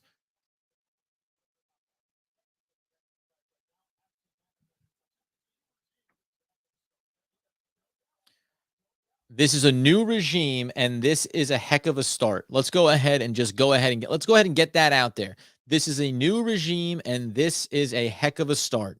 I'm going to go ahead and put that big one in quotes.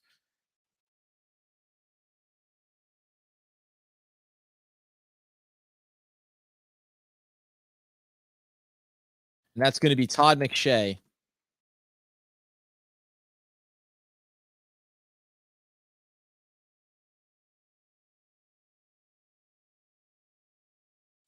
That's Todd McShay. Gonna misquote somebody wrong here. At Todd McShay.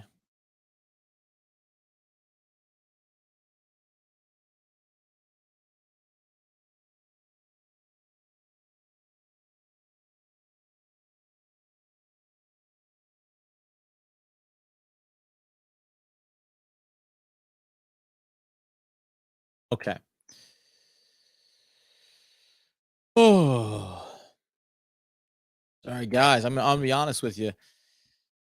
Yours truly is starting to run it down. These last 3 days have been a blast, and they've also been a little bit exhaustive. I'm sorry for taking a bit of a live beat here and just watching some of the commentary in behind it. Again, I just view this as a very successful run here for the New York Football Giants. Let's go ahead and give me just a couple minute reprieve here. I'm going to come right back in for 182, round out this draft class for the New York Football Giants. We're going to shut it down pretty quickly after the end of it, give you some good reminders about what's coming up for us here.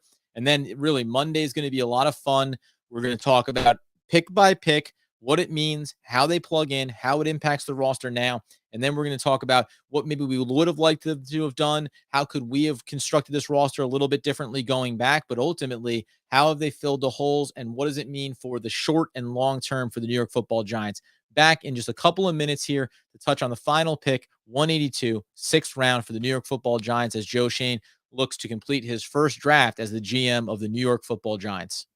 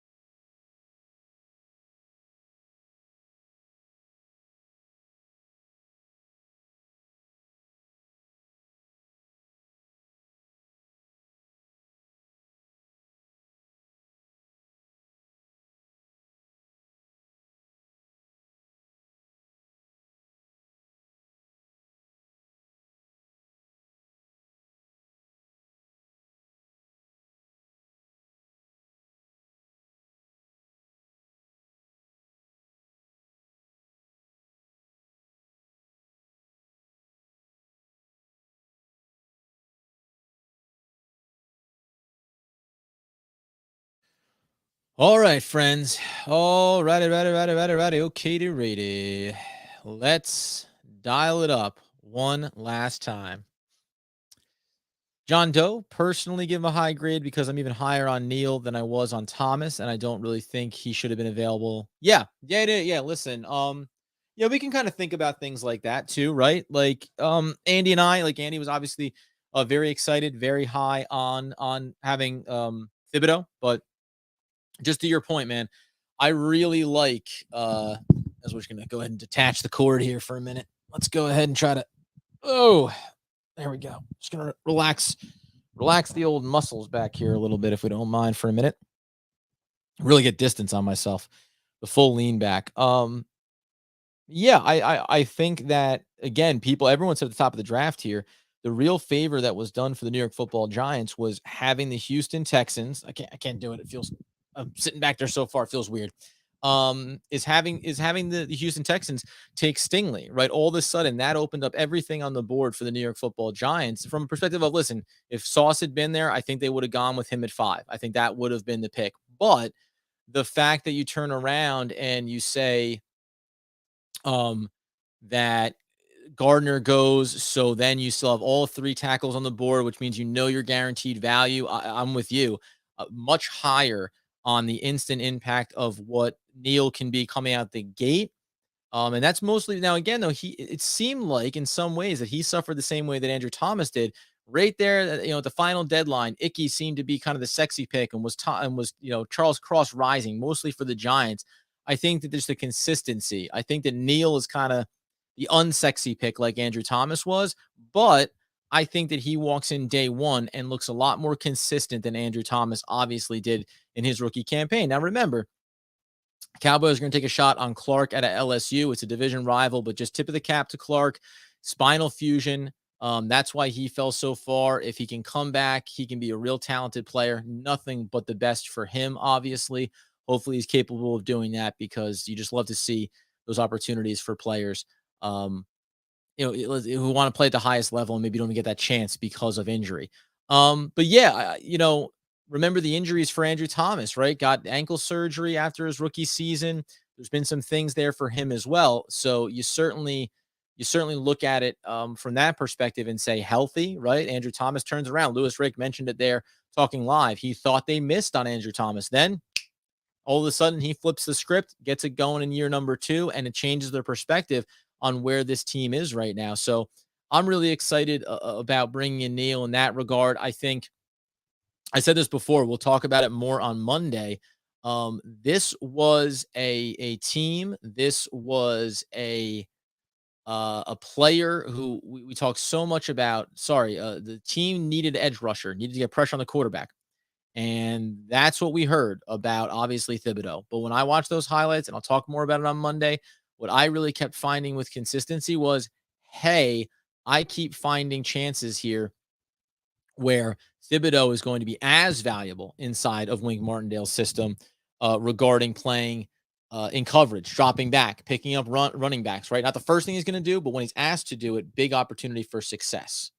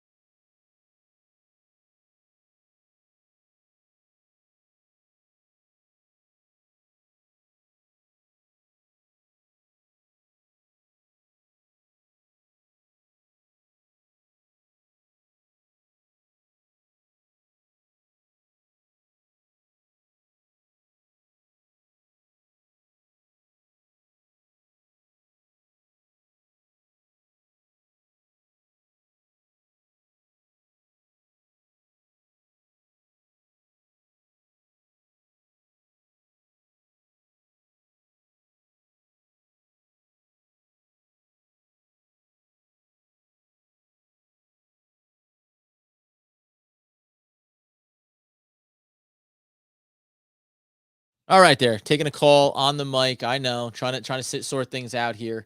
As we wait, though, waiting here at 178. Dallas, they're talking about there now. Ridgeway is going to go for them. Arkansas tackle transferred from Illinois, so they add a little bit more talent there. God, guys, I'm telling you, we are just bleeding the stone here, trying to get to 182. Talk about some guys they got here for Detroit now. Hutchinson, Williams, Pashal, Kirby Joseph. Talked about him. James Mitchell, didn't really talk about him much at the tight end position. But they've had a lot of success here. A team like that, I think, has done a good job for themselves. There's a couple of teams like the Seattle Seahawks. I don't think they're as far away from being competitive when you look at what they've done in the draft. Has to be proven on the field, obviously. But there's some teams here that we automatically say, oh, don't worry about it. Put them above them. Not so fast. There's a lot of work to be done here. If you're the New York Football Giants and talking about who you're going to be playing in the upcoming season. Really, I don't have any expectations around this final pick. We continue to talk about best player available. Um, I keep waiting to see. For me, it's just it remains a wait and see.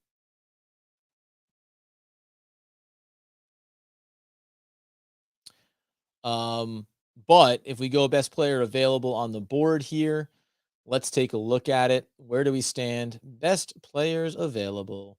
So, Jojo Doman out of Nebraska. We mentioned him before. I'm not a fan of him. I push past that. Maybe we push past safety at this point. Again, Jamari Sawyer still remains out there. Amari Barno remains out there. Again, I'm going to keep coming back to Darian Beavers. I think that he's a good player there. You can take a flyer on. I think we can talk about boy, and now we're getting into the weeds here a little bit, right? Handful of players that we looked at that we liked in these kind of times. I would again pull the trigger on Ontario Drummond and get him in the building, make him a priority. You can look at him in one of the undrafted free agents, obviously as well. Another guy that I didn't even look at really is also comes out of Ole Miss, and that's Braylon Sanders. Talk about being a lean receiver who lines up on the outside and works out of the slot, tracks the deep ball well, clears out the linebackers and settles in front of the safeties, working the middle of the field. So, Kingsley Enigbari out of South Carolina. He was considered a lot higher on the board, falls all the way down here. So nice value pick from the Packers. We talked about him a bit. That's a nice pickup for them here. I think that the Packers have had a really nice draft class for themselves. Jeffrey Gunter remains out there too, 6'4", 258. Keep talking about him in a big way. Like what he's capable of doing when you go over and watch some of his tape. So there's nothing but players here for me in terms of picking up a prospect, maybe getting the jump on an unrestricted free agent. But from a need perspective, you added the extra offensive lineman. I don't see any real issues there. Um, I'm rolling through, just trying to think about guys that maybe jump out off the page here to me. I keep coming back to familiar faces for myself that I've liked. Jack Sanborn. We mentioned him before, 6'2", 234. Maybe you want to add a little bit of extra depth there on the inside. I could see that being a value selection for the Giants. And again, like I don't shy away from another edge rusher, someone that you think could bring some depth there at that position too, because we don't have a lot to rely on when you need a rep off here. I mentioned Jalen Naylor. If we're going to go back into that wide receiver pool, and let's focus there for a minute, because as I said, taking multiple receivers in this draft class can make a lot of sense. Bo Melton might feel like a little bit of a double down of similarities. How about we talked about this kid a little bit, Kevin Austin Jr. out of Notre Dame, has the burst to run away from defenders on the crossing routes, gets behind coverage on vertical routes, threatens after the catch. He's a hands catcher with long arms and good body control. So he finished top 5 in the 3-cone drill, the vertical jump, the broad jump. So there's some talent there. He does get caught a total of 6 passes going into the 2021 season. So not proven. That's one of the things we talk about here, right? Do you have the proven commodity coming out of the draft? That's what's going to lower a lot of these players on some of these boards here. Some great highlights being shown here, trying to catch which prospect we're talking about. You've also got the Bills pick is in here. Mel lists just the cornerback as being the last position of need for the Buffalo Bills. That's how you know a team is solid when they're working their way. Oh, that's Enigbari that they're showing there. So, yeah, really liked him as a prospect. Nice job by the Green Bay Packers. When you're the Buffalo Bills and you only have one need left on the board, God, you have to feel absolutely ecstatic from that standpoint. Not going to be the case for the New York Football Giants, but um, working through any other guys here, just trying to think about some other names. Reggie Robertson out of SMU, that had been talked about, 5'11". At this point, when we talk about maybe like replacing the future or replacing a Darius Slayton, Trey Turner, good open field instincts after the catch there out of Virginia Tech.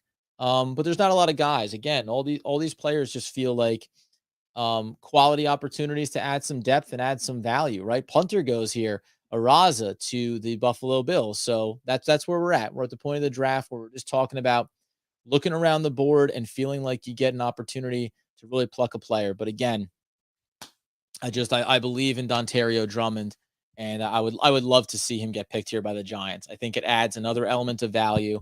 Um, again, the measurables aren't there, but in the old he's a football player mentality, and I don't necessarily see that being the biggest need that they're going to list here. Understanding when we do talk about the depth chart, remember you added that one more receiver. They also added Richie James. They brought back CJ Board, right? So from that standpoint, you feel like you added a player that you like, and then maybe you stand pat on some of these other needs here. Maybe they end up just riding out, if they can afford to, riding out the contract of Darius Slayton, and then looking forward to next year, free agency, etc., before they move on here. So New York Football Giants just one step away as we have the Detroit Lions on the clock looking to make their last pick.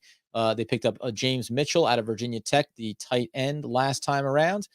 And this will be the last big pick. We'll tell you now because, as I said, it's been a long one. It's been a good one. Phase number 2 here is going to be coming in, talking about what coulda, woulda been. Let me just put it this way first. I appreciate anyone and everyone that showed up on the live stream here. This now marks coming up on 3 hours and 45 minutes. We did this every single day. This is a part-time job this week with the amount of coverage that we came in and did. And hopefully you just enjoyed the conversation. We highlighted big names. As I said to you, from this point going forward now in this season, it's about diving in on these prospects even a little bit deeper, not just for the ones this year, but who's going to be coming out next year? Who are guys that just, over the course of the season, we'll say, hey, you watching some Saturday football at the college level? Take a look at this player. He's someone that really could be someone for the New York Football Giants in 2023. But beyond that, though, as the Eagles pick comes off the board here, one more in between us. Sorry, 181 here for the Eagles. But beyond that, we're going to be doing it on the podcast. We're going to be talking about it over on Twitter, bringing down every single bit of knowledge and information that we can. We'll be in all season long, trying to do some more consistent work as well. So as we fizzle down to the final and the room is cleared out as well. So nobody cares about pick 182. Mr. Irrelevant for the New York Football Giants could be the most important pick of the day.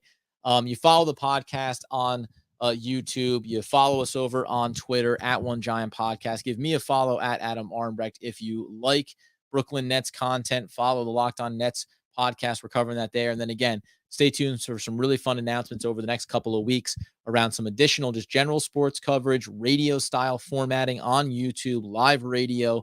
Going to be scheduling out a couple of days every single week to do some of that content, and hopefully letting you, the fans, have an opportunity to have your voice be heard. So, of course, they go to commercial break here just ahead of 182.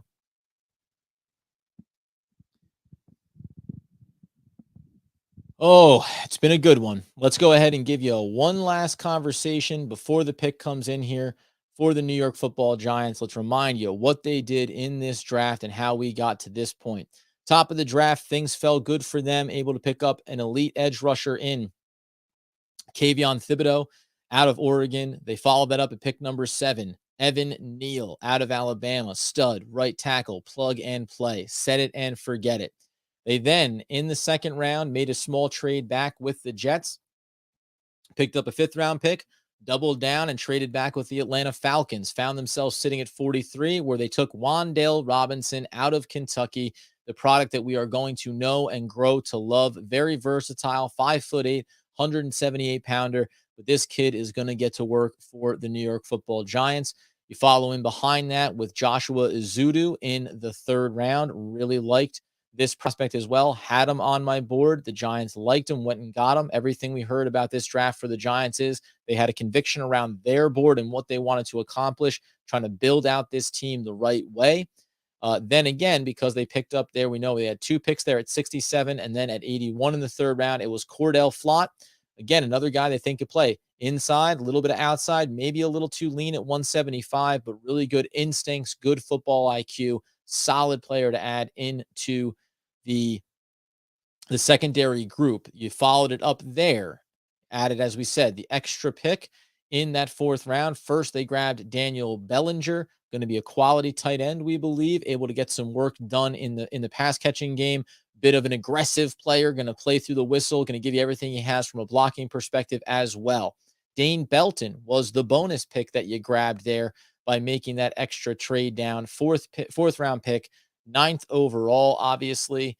This was the extra pick that we talked about there. Again, versatile player in Wink Martindale's system, can play a little bit of cornerback, can also drop back into the safety role. Expect him to be the heir apparent, seeing Julian Love move out, give you some bonus value. Then in the 5th round, it was 2 players, inside linebacker Mekhi McFadden. You look at him as being a nice replacement for Blake Martinez going forward. Body, rush, stuff, defense, little bit of zone underneath coverage. Kyron Johnson will go to Kansas, out of Kansas, will go to the Philadelphia Eagles here, and the Giants are officially on the clock. They followed up there just to round it out. 5th round, DJ Davidson, defensive tackle. We said they might want to add some of that strength there. He plugs in immediate depth. He will be in the rotation here coming into this season. And then Marcus McKeithen out of North Carolina, 6'7", 340-pounder. He's going to be another offensive lineman guard. So now when you look back there and you think about adding Azudu, adding McKeithen, if he can just show some consistency, I think you're going to get a real opportunity for the Giants to look at this. Think about the free agency. You brought in Feliciano, you brought in Glowinski, and now you have 2 interior offensive linemen to develop and grow. And hopefully, especially with Azudu, you want him in there playing significant reps for you this season. Look ahead for another quality player there in behind. That being the case, though, we wait here for the final pick for the New York Football Giants. It is in. Let's talk New York Football Giants. Let's talk 182. Let's hear it one last time. The New York Football Giants will make their selection.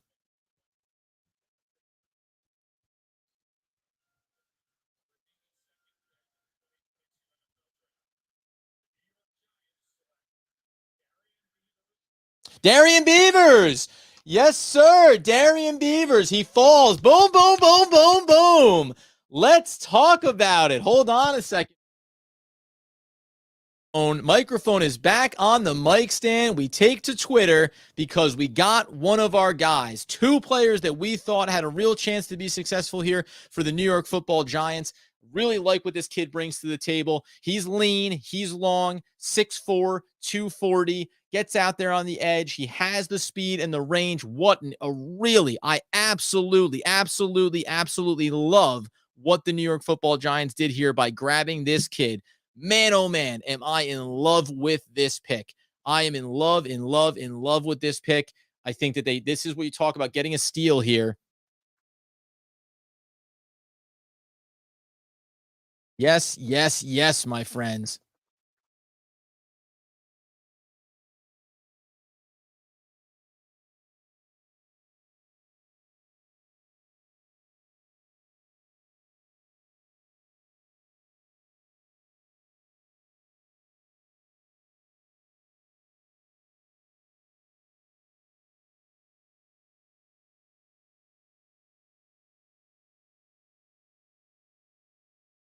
Oh my goodness. I'm ecstatic. I'm sorry. Had to take a minute to just do whatever you want to call it, victory lap, etc. New York Football Giants pick up Darian Beavers. I love it. Cincinnati's done a great job. We said putting a lot of good players into this draft class. You see a lot of them come off the board there. Darian Beavers, man, let's talk about it one last time here.